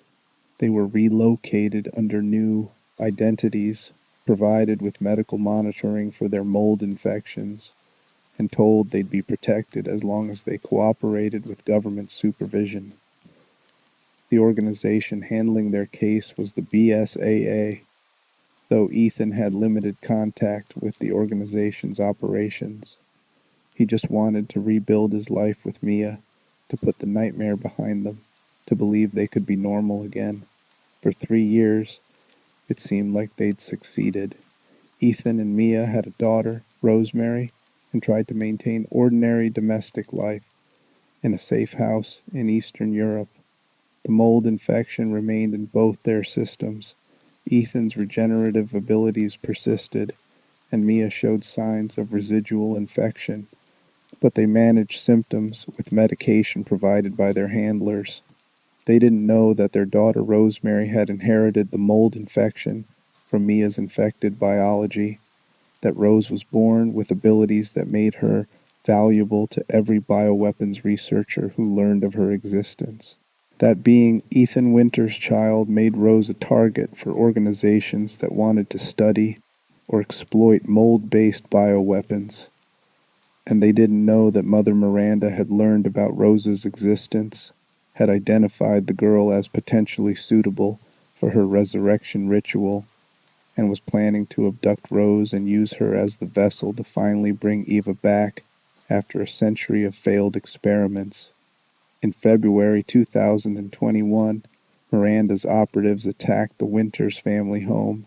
They killed Mia, or what appeared to be Mia. The situation was more complicated than it initially appeared, and kidnapped Rosemary. Ethan, desperate and enraged, pursued the kidnappers to a remote village in Eastern Europe, where he'd discover the true origin of the Resident Evil timeline, the place where everything began a century earlier, when a grieving mother found mold in a cave and decided death shouldn't be permanent. The village was trapped in time, controlled by Miranda and her 4 lords, populated by residents who'd been exposed to the mold across generations until their biology and consciousness were inextricably linked to Miranda's network. It was the prototype for everything Umbrella would later attempt, the original bioweapons research facility disguised as a community, and it had been operating in plain sight for over 100 years. Ethan Winters was about to walk into the origin of all biohorror in the Resident Evil timeline, and he was already infected with the very organism Miranda had discovered a century before. He just didn't know it yet. Chapter 11. Miranda's village and the ritual that consumed a century. The village didn't have a name on maps anymore, just coordinates that travelers avoided without understanding why. The people who lived there, and there weren't many left by 2021, existed in patterns established decades earlier, maintaining traditions that outsiders would have found bizarre or disturbing if anyone had bothered to investigate. Four structures dominated the landscape around the village. Castle Dimitrescu, where a 9-foot-tall noblewoman and her three daughters resided in aristocratic splendor that concealed their monstrous nature. House Beneviento, where a doll-maker lived in solitude with her creations, communicating through puppets because her own voice had been lost to mutation and psychological trauma. Moreau's Reservoir, where a deformed creature presided over polluted waters and worshipped Miranda with the desperate devotion of someone who knew he was unloved but couldn't stop seeking approval. And Heisenberg's factory, where a brilliant engineer conducted experiments on corpses and metal, building an army of cyborg creatures to eventually overthrow the woman who'd created him. These were Miranda's four lords, people she'd experimented on using the Cadou parasite, the organism derived from the Megamycete mold that she'd been refining since the 1920s. Each lord had adapted to the parasite differently, gaining abilities that made them powerful, but also dependent on Miranda's continued tolerance. They controlled different territories around the village, maintained order among the remaining population, and competed for Miranda's favor while secretly resenting their subordination to her. Alcina Dimitrescu was the most visually striking, a woman who stood over 9 feet tall, whose Cadou infection granted her regenerative abilities and extended lifespan while requiring her to consume human blood to maintain stability. She was aristocratic, cultured, and absolutely brutal when challenged, treating humans as livestock to be harvested for their blood. Her three daughters, Bella, Cassandra, and Daniela, were created through a separate experiment involving insect colonies infected with the mold, forming humanoid swarms that could disperse into flies when threatened and reconstitute when the danger passed. Castle Dimitrescu served as both residence and processing facility, where villagers deemed suitable were brought to provide blood for the family's consumption. The castle's wine production was a front. The cellars contained not aging barrels but holding cells and drainage equipment for extracting and storing human blood. Dimitrescu maintained an aesthetic of refinement and elegance while presiding over industrial-scale murder, presenting herself as nobility while operating as a parasite on the village population. Donna Beneviento was Miranda's most tragic creation, a woman who'd suffered severe psychological trauma before receiving the Cadou parasite, and whose infection amplified her existing mental illness into something that made distinguishing reality from delusion impossible. She communicated through Angie, a doll she'd made, and that the Cadou infection had somehow granted mobility and voice, whether through psychic projection or actual animation was unclear. Beneviento's abilities centered on inducing hallucinations and anyone exposed to her territory's pollen, creating psychological attacks that forced victims to confront their deepest fears and traumas. Her house was a place where reality bent, where guests would experience nightmares made tangible, where the line between actual events and induced visions became impossible to identify.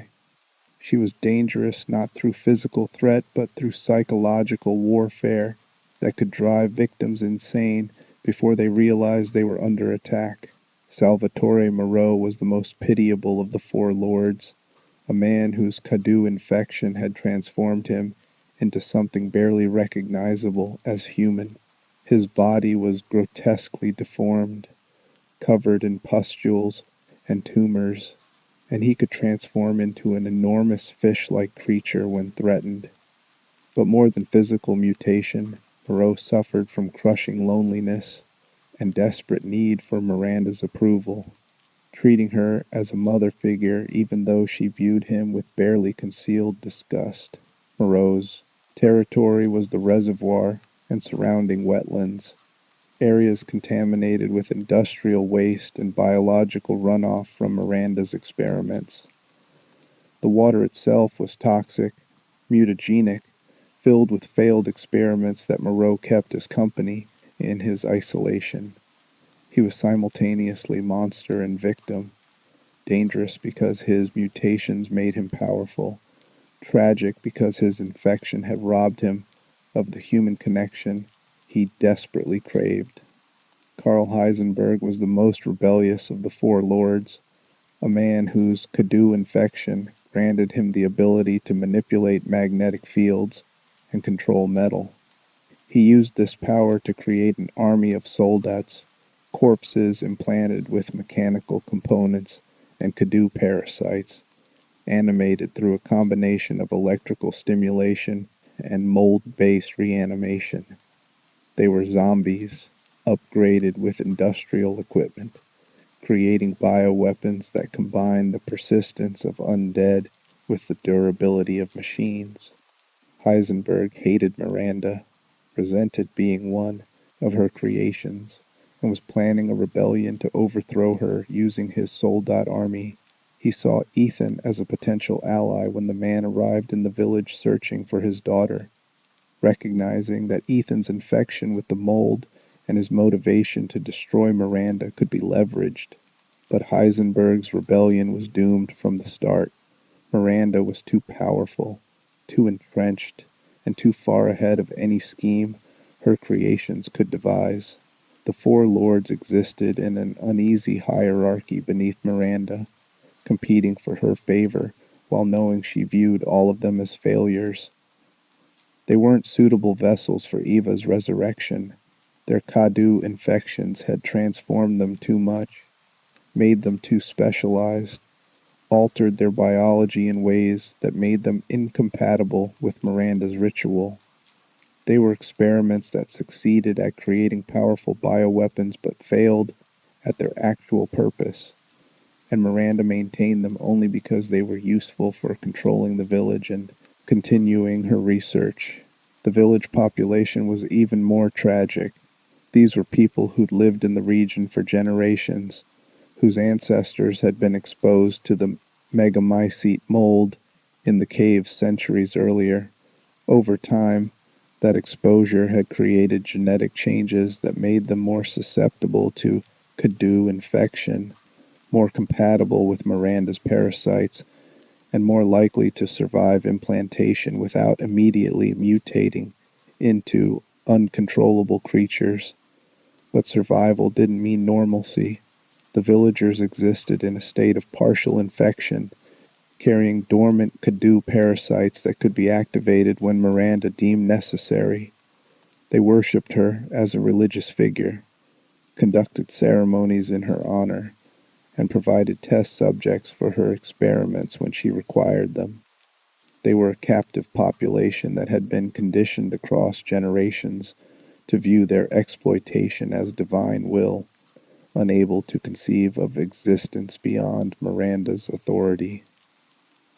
When Ethan Winters arrived, searching for his daughter Rose, the villagers activated. Miranda had ordered them to eliminate him, and the Kadu parasites responded by transforming the villagers into lichens, wolf-like creatures that retained some human intelligence but were driven by hunger and aggression. The transformation was painful, distorting bodies into bestial forms, but the villagers couldn't resist the parasite's influence. Once Miranda triggered the activation, Ethan fought through waves of lichens, not understanding that he was killing people who'd been victims of Miranda's research for generations, people who had no choice about their transformation. Every lichen he killed was someone whose life had been consumed by bioweapons research they'd never consented to participate in, and the tragedy was that killing them was Ethan's only option for survival. He battled through each lord's territory, searching for Rose. In Castle Dimitrescu, he discovered his daughter had been dismembered, her body parts distributed among the four lords for use in Miranda's resurrection ritual. The revelation was devastating. Rose wasn't being held captive somewhere intact. She'd been killed and divided, and Ethan's mission transformed from rescue to recovery of his daughter's remains so she could be properly laid to rest. Except Rose wasn't dead, not exactly. Her mold-based biology meant that even dismembered, even separated into component parts, she retained some form of existence within the mold network. The flask containing her consciousness could theoretically be used to resurrect her if reassembled properly, but Ethan didn't understand the mechanics of mold-based life. He just knew he needed to recover every piece of his daughter and stop Miranda from using Rose for whatever ritual required dismembering a baby. Each lord presented different challenges that revealed more about the Megamycete's capabilities. Dimitrescu demonstrated the aristocratic cruelty that bioweapons research could enable when given unlimited authority over a captive population. Beneviento showed how the mold could interface with human psychology to create attacks that destroyed from within. Moreau revealed the physical cost of Cadu infection and the desperate loneliness it created. Heisenberg demonstrated how bioweapons could be industrialized, mass-produced using corpses and machinery to create armies of disposable soldiers. Defeating each lord required Ethan to use weapons and tactics he improvised from materials found in their territories. He wasn't superhuman like Chris Redfield or specially trained like Leon Kennedy. He was a civilian with mold-granted regeneration who succeeded through desperation, resourcefulness, and willingness to endure horrific injuries to achieve his goals. He lost fingers, was impaled, was poisoned, and burned and infected with additional parasites, and each time the mold in his system healed him enough to continue. The truth about Ethan's condition was revealed gradually.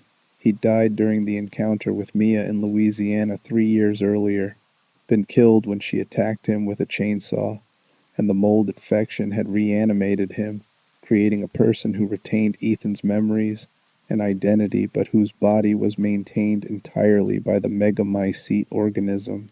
Ethan Winters had been a mold-based entity for 3 years without realizing it, living as though he were human while actually being something the mold had constructed from his corpse.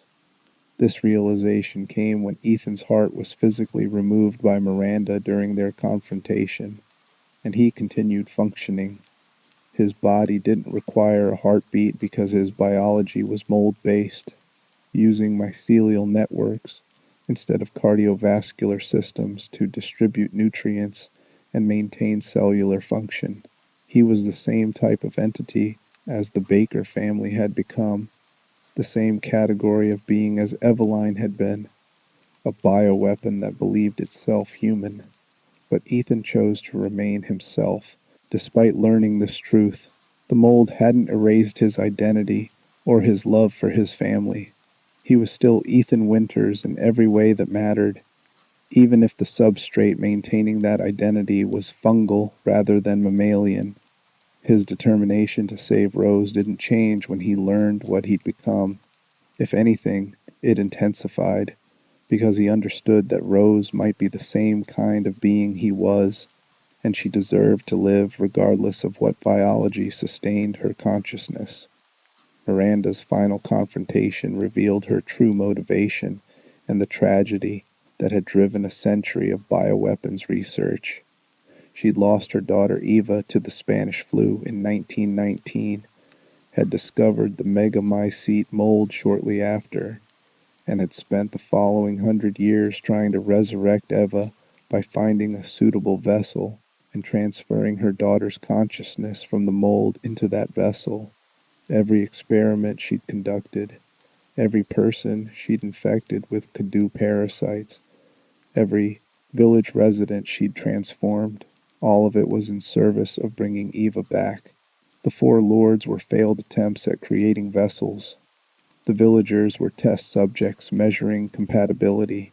Oswell Spencer, who'd studied under Miranda before founding Umbrella, had taken her research in directions she'd never intended, but the fundamental impulse, using biology to overcome death, originated with Miranda's grief.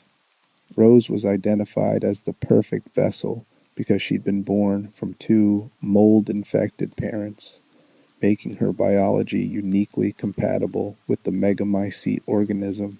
Miranda believed she could use Rose's body to house Eva's consciousness, finally completing the resurrection she'd pursued for over a century. The fact that this would erase Rose's own consciousness, would kill an infant to resurrect a child who died 100 years ago, apparently didn't register as morally problematic for Miranda.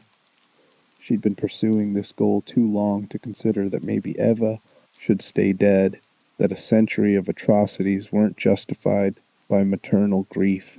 Ethan fought Miranda in a realm within the Megamycete itself, a psychic space where the mold's distributed consciousness manifested as an environment.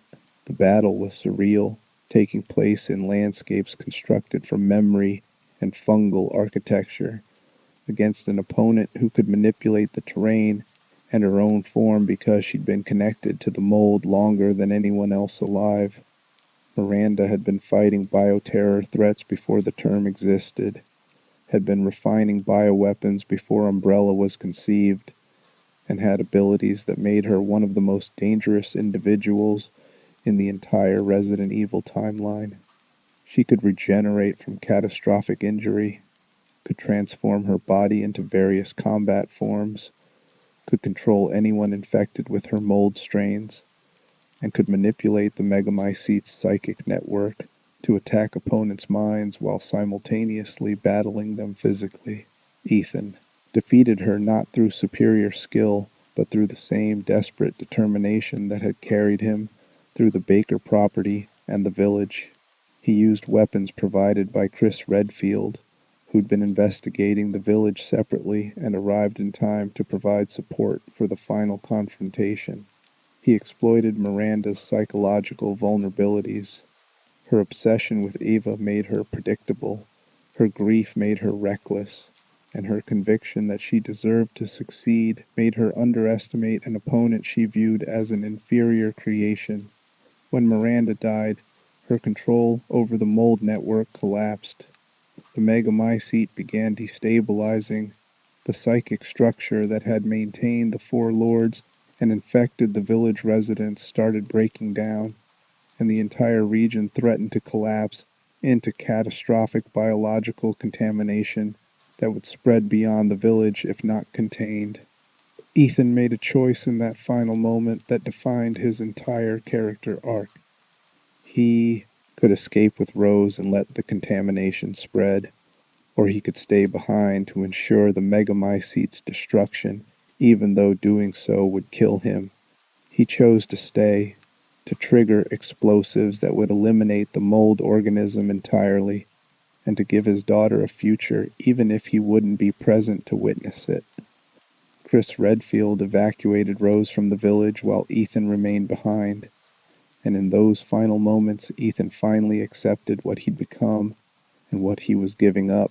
He'd been dead for 3 years, had existed as a mold construct that believed itself human, had saved his daughter twice now from bioweapons that wanted to consume or transform her.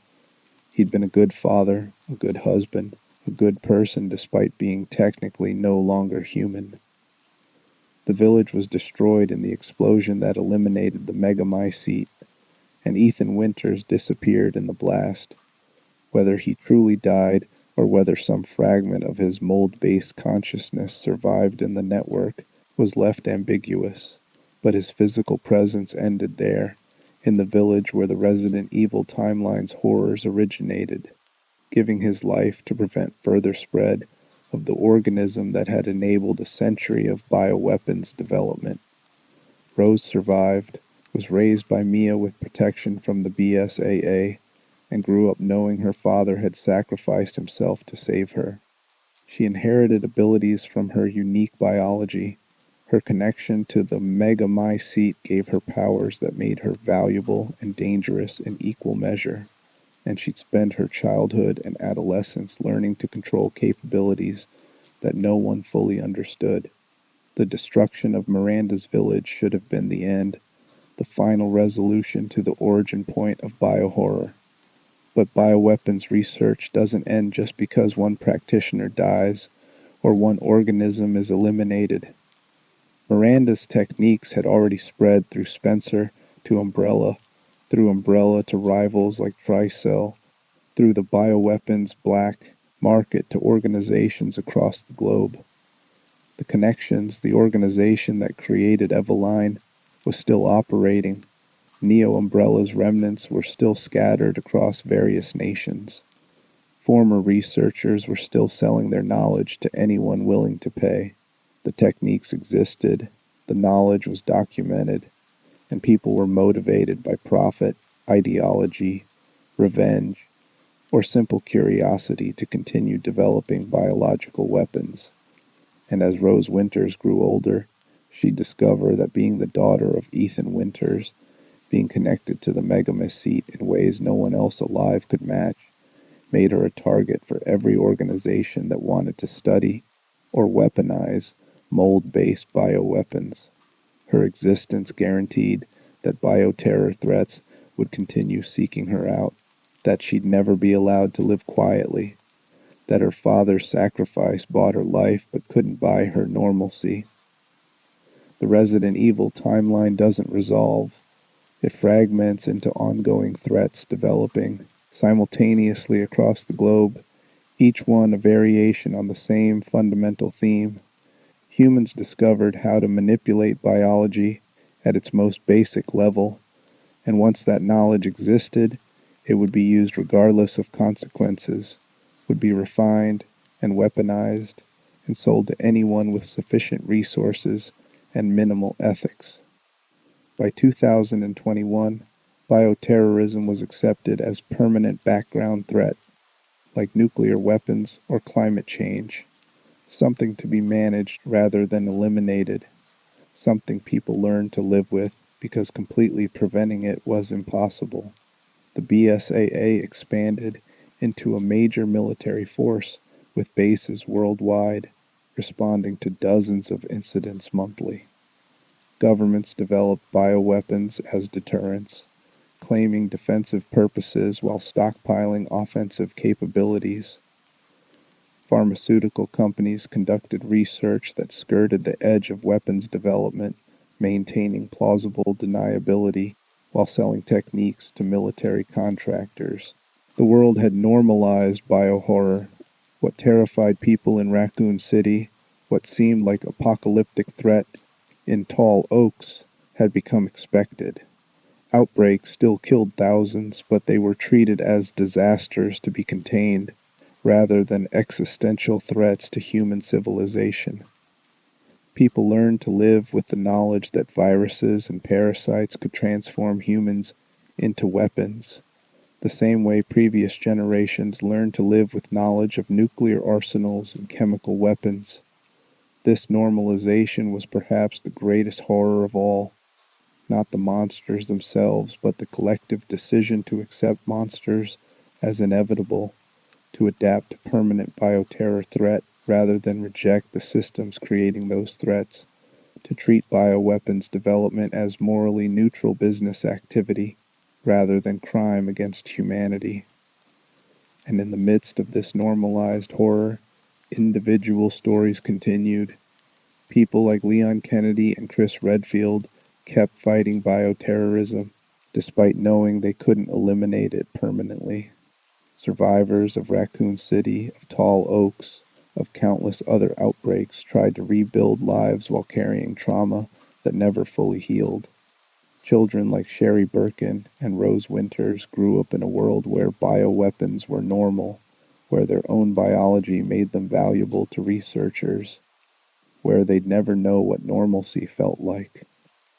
The Resident Evil timeline is the story of how humanity learned to manipulate biology and immediately weaponize that knowledge, how corporate profit and government secrecy enabled atrocities that killed hundreds of thousands, how grief and ambition and ideology all found expression through viruses and parasites designed to transform human flesh into instruments of death. It's the story of how one grieving mother's desperation in 1919 set in motion a century of biological horror that consumed the world. And it's the story of how people kept fighting anyway, kept trying to save individual lives even when the broader war was already lost, kept choosing to be human even when becoming monsters would have been easier. That choice, to remain human in a world that rewards monstrosity, to keep fighting when victory is impossible, to sacrifice yourself for others even knowing you can't save everyone. That's the spine that carries through every game, every incident, every encounter with bioweapons across decades of Resident Evil timeline. Umbrella didn't create broken people. They learned how to make breaking people profitable, but they couldn't break everyone. Some people survived. Some people resisted. Some people kept their humanity, despite everything the bioweapons industry did to strip it away. And that resistance, that refusal to become what the system tried to make them, is the only victory possible in a world where bioterrorism has become permanent. Chapter 12, The Aftermath and the Threats That Never End. 16 years after the village rose, Winters is a teenager trying to live a normal life while possessing abilities that make normalcy impossible. She attends school, has friends, experiences typical adolescent struggles, except she can also interface with the Megamycete network, can manipulate mold-based organisms, and is constantly monitored by government agents who view her as both asset and threat. The world she's grown up in has changed significantly from the one her father knew. Bioterrorism is public knowledge now, discussed openly in news media and political discourse. The BSAA operates as a recognized military force, responding to bioweapon incidents globally with international authority. Countries maintain bioweapons research programs they acknowledge publicly, claiming defensive purposes that nobody genuinely believes. The pharmaceutical industry has integrated bioweapons development into their operations, not covertly like Umbrella did, but openly, arguing that research into viral enhancement and parasitic organisms is necessary for developing countermeasures and medical treatments. The line between legitimate medical research and bioweapons development has become so blurred that distinguishing between them is nearly impossible, and regulatory oversight is toothless against corporations with resources to lobby for favorable legislation. Bioweapon attacks still occur regularly. Small-scale incidents happen weekly. A viral outbreak in a remote village, a parasitic infection spreading through an urban neighborhood, a localized mutation event that kills dozens before containment. Larger incidents happen monthly, killing hundreds or thousands. Catastrophic events on the scale of Raccoon City or Tall Oaks have become rare, not because the threats have diminished, but because response protocols have improved, and governments are willing to use extreme measures to prevent spread. This includes sterilization protocols that authorize missile strikes, firebombing, or tactical nuclear weapons against infected areas. If conventional containment fails, entire communities can be erased with approval from military commanders who've been granted authority to make those decisions without requiring civilian oversight. The calculus is brutally simple: sacrifice thousands to save millions, and accept that some populations are expendable if it prevents global pandemic. Rose lives in this world, knowing that her abilities make her valuable to every organization developing bioweapons and every government seeking advantages in bioterror response. She's been offered opportunities to work for military contractors, to contribute her unique biology to research programs, to essentially become a living weapon in service of national security. She's refused these offers, wanting to be normal despite understanding that her connection to the Megamycete makes normalcy impossible. Her story intersects with the broader timeline in ways that demonstrate how bioterrorism has evolved beyond corporate research into something more fragmented and harder to combat. Terrorist organizations use bioweapons for attacks that combine ideological motivation with tactical effectiveness. Criminal syndicates use viruses and parasites as enforcement tools, infecting rivals or uncooperative partners to create loyalty through biological control. Cults worship bioweapons as divine entities, viewing viral transformation as transcendence rather than horror. And individual actors, people with grievances or ambitions, or simply curiosity, create bioweapons in basement laboratories and release them to see what happens. Democratization of bioweapons knowledge means anyone with sufficient education and resources can attempt what Umbrella spent billions developing. And while most amateur attempts fail, the few that succeed create localized catastrophes that strain response systems. Leon Kennedy is in his mid-40s now, still working as a government agent despite the accumulated trauma of 2 decades fighting bioterrorism. He's cynical, exhausted, and increasingly questioning whether his work matters when bioweapons development continues regardless of how many incidents he stops. He saves people, stops specific threats, but the industry that creates those threats remains profitable and expanding. His victories are tactical, never strategic, and the weight of that limitation shows in how he moves through the world, still competent, still dangerous, but clearly running on fumes rather than genuine conviction. Chris Redfield is older, more grizzled, and has shifted from field operations to leadership roles within the BSAA.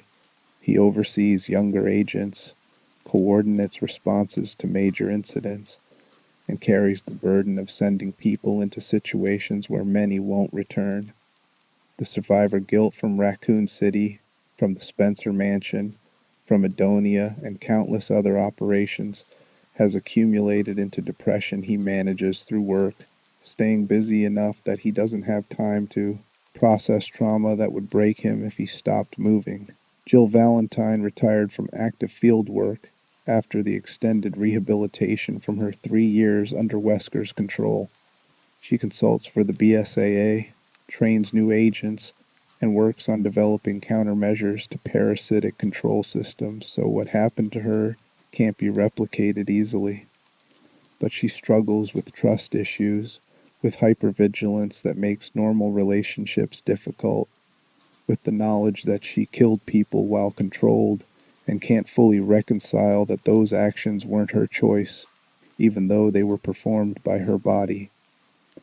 Claire Redfield continues working with TerraSave, providing humanitarian relief during and after bioterror incidents. She's seen too much suffering to remain optimistic, but she keeps working because not helping would mean accepting that the victims don't matter. She advocates for stronger international regulations on bioweapons research, for holding corporations and governments accountable for creating the threats she helps people survive. But political will for meaningful regulation is non-existent when every major nation maintains bioweapons programs they claim are defensive. The next generation is inheriting this nightmare.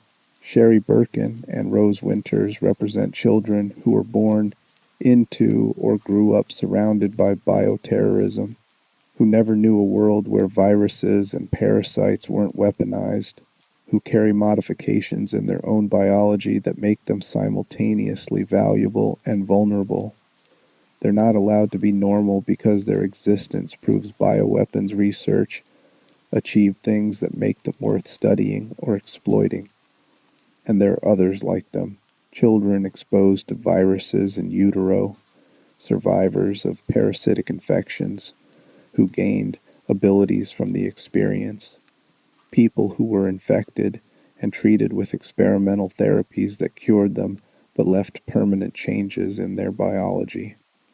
This population of bioweapon-affected individuals creates new ethical questions about rights, autonomy, and whether possessing abilities derived from bioweapons makes someone dangerous by default or just different in ways society hasn't learned to accommodate. The global economy has adapted to include bioweapons as recognized commodity. There are legitimate markets where governments and corporations trade vaccines, countermeasures, and defensive bioweapons technology. There are black markets where anything can be purchased: viral samples, parasitic organisms, even infected human subjects, if you have sufficient funds and contacts. The industry employs millions of people across research, manufacturing, security, and response sectors, creating economic dependencies that make eliminating bioweapons research politically impossible even if we'll existed to try. Insurance companies offer bioterror coverage for homes and businesses in high-risk areas. Real estate values reflect proximity to known bioweapons facilities or regions with frequent outbreaks. Schools conduct bioterror drills alongside fire and active shooter protocols, teaching children to recognize infection symptoms and evacuation procedures. Society has integrated bioweapons threat into normal life, the same way previous generations integrated nuclear threat during the Cold War, through normalization, preparation, and collective decision to function despite the danger. This normalization is both adaptation and tragedy. It allows civilization to continue functioning despite permanent bioterror threat, but it also represents acceptance that bioweapons are inevitable, that the knowledge exists and will be used, that preventing development and deployment isn't achievable. Society chose to live with bioterrorism rather than make the systemic changes that would be required to eliminate it. Those systemic changes would include dismantling military bioweapons programs, ending government contracts with corporations developing viral weapons, prosecuting researchers who conduct experiments on human subjects, and international cooperation to prevent bioweapons proliferation. They would require nations to voluntarily give up strategic advantages, corporations to abandon profitable research directions, and individuals to prioritize collective safety over personal advancement. None of this happened. Instead, the world adapted, built infrastructure to respond to outbreaks, developed vaccines and treatments for known viral strains, created protocols for sterilizing infected areas, normalized bioterrorism as background threat that required management rather than elimination. And in the midst of this normalization, new threats continue emerging because the fundamental dynamics haven't changed. Viruses evolve, creating strains that existing vaccines don't prevent. Parasites adapt to countermeasures, requiring new treatments. Researchers develop novel bioweapons that bypass current defense systems. The industry is competitive, with organizations racing to create viruses and parasites that other organizations can't easily counter, driving innovation that makes bioweapons increasingly sophisticated and dangerous. The Megamycete was supposedly destroyed when Ethan Winters died in the village explosion, but samples survived. They always do. The connections obtained samples before the village's destruction and continued mold-based bioweapons research in facilities scattered globally. Other organizations acquired tissue from Eveline or from infected individuals who left Louisiana before the Baker property was sterilized. The mold is being studied, cultivated, weaponized by researchers who see its potential for creating controllable bioweapons that don't require the dramatic mutations and instability of viral infections. Las Plagas parasites continue circulating in the bioweapons market despite Los Illuminados' destruction. Multiple organizations cultivated the organisms, refined implantation techniques, and created variants optimized for different applications. Some versions allow full mental control of hosts while preserving their skills and memories. Others cause selective mutations that enhance specific capabilities. The parasites are valuable precisely because they offer control that viral weapons can't match. You can deploy infected hosts into sensitive areas, activate them when strategically useful, and potentially deactivate them when their purpose is served. T-virus descendants remain the most common bioweapon globally because they're relatively simple to produce, highly infectious, and effective at creating chaos that benefits attackers while costing defenders resources to contain. Improved vaccines exist, but they're expensive and not universally distributed, meaning outbreaks in developing nations or remote regions can still kill thousands before treatment arrives.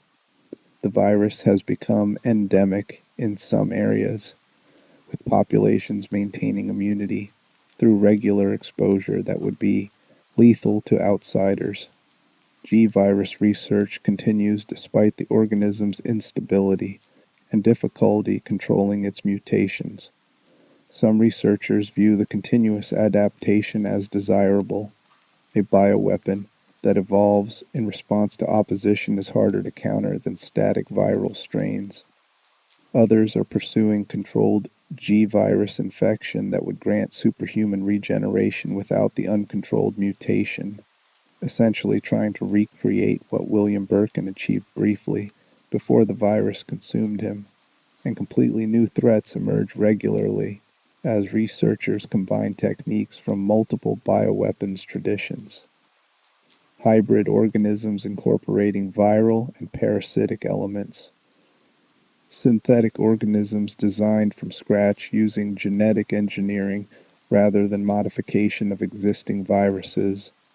Nanotechnology integrated with biological weapons to create infections that are simultaneously organic and mechanical.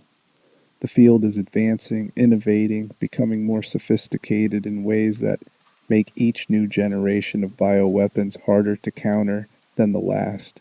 The organizations creating these weapons are increasingly diffuse and difficult to target. Umbrella Corporation was a monolithic entity that could be investigated, sued, and eventually dissolved.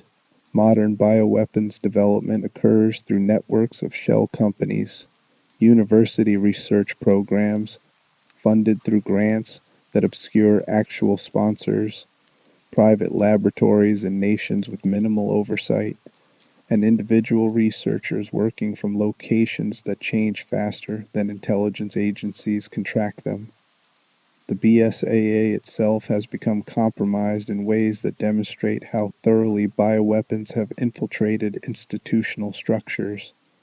In recent years, evidence emerged that elements within the BSA were deploying bioweapons as soldiers, using engineered creatures for operations instead of human agents. The justification was strategic efficiency.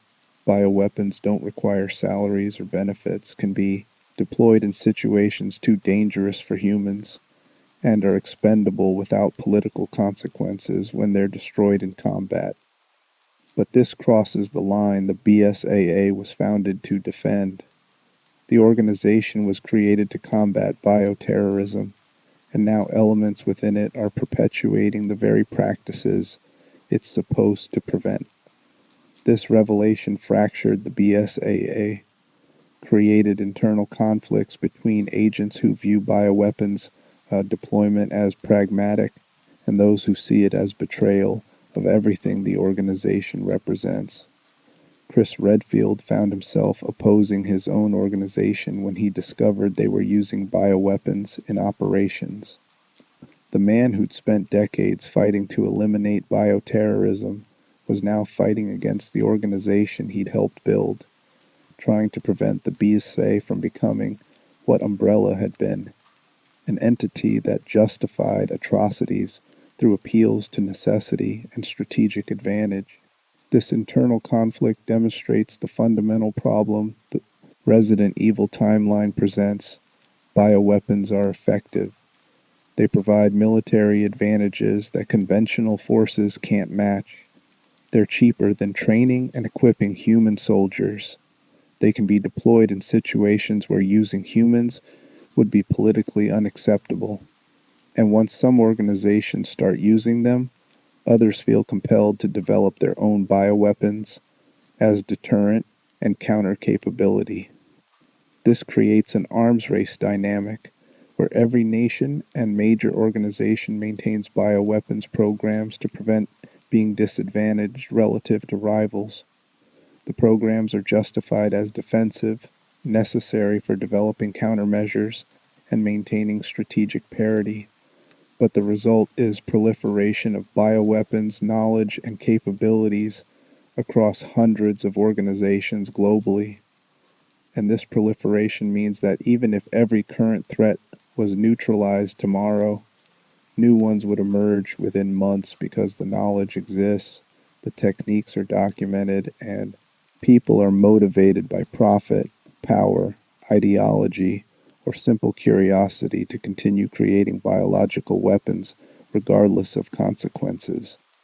The only real solution would require international cooperation on a scale that's never been achieved in human history. Every nation would need to verifiably dismantle bioweapons programs. Every corporation would need to abandon profitable research. Every researcher would need to choose ethics over advancement. Oversight would need to be global, invasive, and backed by enforcement mechanisms with teeth. None of this is politically achievable because it requires nations to trust rivals, corporations to prioritize safety over profit, and individuals to value collective good over personal success. The incentive structures that drive bioweapons development remain intact, which guarantees the cycle continues. So people like Leon, Chris, Jill, and Claire keep fighting, not because they believe they can eliminate bioterrorism entirely. They're not naive enough to think that anymore, but because individual lives still matter. Each person they save from infection, each outbreak they contain before it spreads, each bioweapons facility they shut down represents people who get to live because someone chose to fight rather than accept the nightmare as inevitable. Rose Winters will likely join this fight eventually, using her unique abilities to combat bioweapons threats in ways normal humans can't. Her connection to the Megamycete gives her capabilities that could make her one of the most effective bioterror response agents alive, if she chooses to use her abilities that way rather than trying to maintain normal civilian life. But that choice comes with costs. Everyone who fights bioterrorism accumulates trauma that never fully heals. They witness transformations, watch people they know become monsters, kill infected individuals who are victims rather than villains, and carry the weight of decisions where every option involves someone dying. The psychological toll is measured in PTSD, depression, substance abuse, failed relationships, and suicide rates among bioterror response personnel that far exceed rates for conventional military service. And for what? The fight never ends. The threats keep coming. The organizations creating bioweapons remain profitable and protected. The cycle repeats with variations but never breaks. This is the world Resident Evil depicts by the 2020s, a world where bioterrorism has become normalized background threat, where institutional responses are compromised by the very dynamics they're supposed to prevent. where individual resistance matters on tactical level, but can't achieve strategic victory because the systems enabling bioweapons development are too entrenched to dismantle. It's a world where grief led to experimentation, that led to industry, that led to permanent threat humanity will carry forward indefinitely. Miranda's desire to resurrect Eva created the Megamycete research that inspired Spencer's Umbrella Corporation, that weaponized viruses that trained generations of researchers who spread throughout the global bioweapons market, that continues producing new horrors as long as demand exists and knowledge persists. The timeline doesn't resolve towards safety or elimination of threat. It trends toward managed catastrophe, permanent crisis, acceptance that bioweapons are part of the world now, and the best anyone can do is limit damage from individual incidents while acknowledging that preventing all incidents is impossible. And perhaps the most disturbing aspect is how quickly humanity adapted.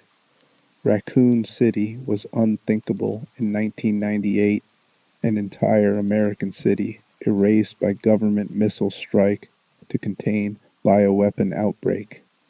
By 2013, Tall Oaks followed the same pattern, and it was controversial but not shocking. By the 20s, sterilization protocols are routine, applied dozens of times annually to locations across the globe, and people have stopped being outraged by governments incinerating their own populations. This normalization of atrocity, this collective decision that some deaths are acceptable to prevent larger disasters, represents a moral compromise that becomes easier with each repetition. The first time is horrifying. The 10th time is regrettable but necessary. The 100th time is just policy, procedure, the cost of maintaining civilization in a world where bioweapons exist. Society learned to function despite permanent bioterror threat the same way it learned to function despite nuclear weapons, climate change, and other existential risks, through compartmentalization, through accepting that some threats can't be eliminated, only managed, through collective agreement to continue normal activities despite dangers that could theoretically destroy everything at any moment. This adaptation is simultaneously remarkable and tragic. Remarkable because it demonstrates human resilience, the capacity to maintain civilization despite ongoing threats. Tragic because it represents acceptance of conditions that should be intolerable, normalization of atrocities that should prompt fundamental restructuring of the systems enabling them. But fundamental restructuring would require sacrifice that populations aren't willing to make. Eliminating bioweapons programs would mean surrendering strategic advantages. Holding corporations accountable would mean disrupting profitable industries. Prosecuting researchers would mean confronting government complicity. Changing the incentive structures would mean redistributing power in ways that benefit the many at the expense of the few who currently profit from bioweapons development. So instead, society chose adaptation, chose to live with bioterrorism as managed risk rather than eliminated threat, chose to continue systems that generate profits and power for some while generating suffering and death for others. And in this adapted world, people like the Resident Evil protagonists keep fighting not because victory is achievable, but because surrender is unacceptable. They fight because individual lives matter even when the broader war is lost. They fight because someone needs to stand between the victims and the systems victimizing them, even knowing that standing there won't ultimately change the systems. They fight because the alternative is becoming what they oppose, accepting that human life is expendable, that suffering is acceptable collateral, that profit and power justify any atrocity. Leon Kennedy keeps responding to incidents despite cynicism about whether it matters because each person he saves is someone's child, parent, friend, someone whose life has value regardless of strategic calculations.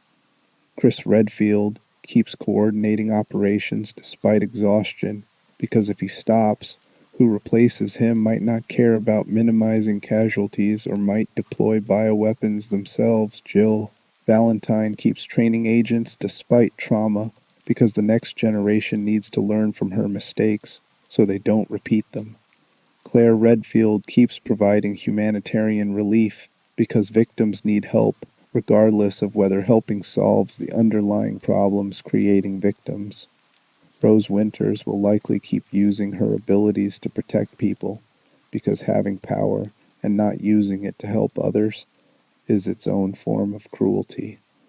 These individual choices to keep fighting despite impossible odds, to maintain humanity despite systems designed to strip it away, to value individual lives in context that treats lives as statistics.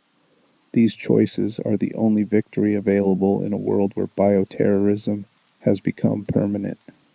The Resident Evil timeline is ultimately about this choice, about whether you become the system or resist it, about whether you treat people as expendable resources or as individuals with inherent value, about whether you prioritize profit and power over ethics and compassion. Umbrella chose wrong, Spencer chose wrong, Wesker chose wrong, Miranda chose wrong, though her choice came from grief rather than greed. The connections, Neo Umbrella, Tricell, the family, elements within the BSAA, all chose systems that prioritize institutional interests over human lives. But Leon, Chris, Jill, Claire, Ethan, and countless others whose names aren't famous chose differently, chose to fight despite knowing they couldn't win permanently, chose to save people despite knowing they couldn't save everyone, chose to remain human despite everything trying to make them monsters. That choice is the spine that carries through the entire timeline. The refusal to accept that bioweapons are inevitable just because they're profitable. The refusal to treat people as expendable just because systems label them that way. The refusal to stop fighting just because victory isn't achievable. Umbrella didn't create broken people. They learned how to make breaking people profitable, but they couldn't break everyone. Some people survived. Some people resisted. Some people kept their humanity and used it as a weapon against systems designed to destroy humanity entirely. And as long as people keep making that choice, keep fighting despite impossible odds, the systems don't win completely. They inflict damage, they kill thousands, they profit from suffering, but they don't eliminate resistance. They don't make everyone complicit. They don't succeed in turning all of humanity into either weapons or victims. The fight continues. New threats emerge. New incidents occur. New organizations develop bioweapons while claiming defensive purposes. The cycle repeats, but so does the resistance. New agents join the BSAA. New activists work with TerraSave. New researchers choose to develop countermeasures rather than weapons. New individuals choose ethics over profit, compassion over indifference, resistance over complicity. The timeline doesn't end because the conditions that created it haven't changed. Bioweapons remain profitable. Nations maintain strategic programs. Knowledge continues spreading. The incentive structures that drove Umbrella's creation still exist, now distributed across hundreds of organizations rather than concentrated in one corporation. But the resistance doesn't end either. Every generation produces people who choose to fight bioterrorism, despite knowing the fight never truly ends, who choose to save individual lives despite knowing they can't save everyone, who choose to remain human despite systems designed to strip humanity away. That's the final truth of the Resident Evil timeline. The horror is permanent, but so is the resistance. The monsters keep coming, but so do the people willing to fight them. The systems keep generating atrocities, but individuals keep refusing to participate in those atrocities. Neither side wins completely. The horrors continue, and so does the fight against them, in permanent tension. That defines existence for everyone living in a world where bioweapons are real. And in the end, maybe that's what survival means in the Resident Evil timeline. Not defeating the threat permanently, but choosing every day to resist it, to fight it, to save whoever you can from it, despite knowing tomorrow will bring new threats that require the same choices all over again. The nightmare began with a mother's grief in 1919. It continues more than a century later, spread across the globe, embedded in institutions, normalized in daily life. It won't end as long as the knowledge exists and the incentives remain. But neither will the resistance. As long as people choose to fight, choose to care, choose to value individual lives over systemic priorities, the nightmare doesn't achieve complete victory. The lights are dimming, the story's told, and the world keeps turning, carrying forward both the bioweapons that threaten to consume humanity and the humans who refuse to be consumed, locked in permanent conflict that defines the Resident Evil timeline and everyone living within it. Sleep well, the monsters are real, but so are the people fighting them, and that fight continues in laboratories and outbreak zones, in government offices and basement headquarters of resistant organizations every day, every hour, in the permanent struggle between systems that treat humans as expendable and individuals who insist that every life matters. The timeline doesn't offer closure because the story isn't finished. Can't be finished as long as people keep making bioweapons and other people keep fighting to stop them. The conflict is permanent, part of the world now, like nuclear weapons or climate change or any other existential threat humanity has learned to live with while hoping desperately that learning to live with it won't prove fatal. So the fight continues, the threats continue, the resistance continues, and somewhere tonight someone is being infected with a virus they didn't choose, and someone else is choosing to fight to save them, despite knowing 1,000 more infections will occur tomorrow. That's the world. That's the timeline. That's what a century of bioweapons development created. Permanent horror and permanent resistance, locked together, neither able to eliminate the other, both defining the reality everyone has to navigate.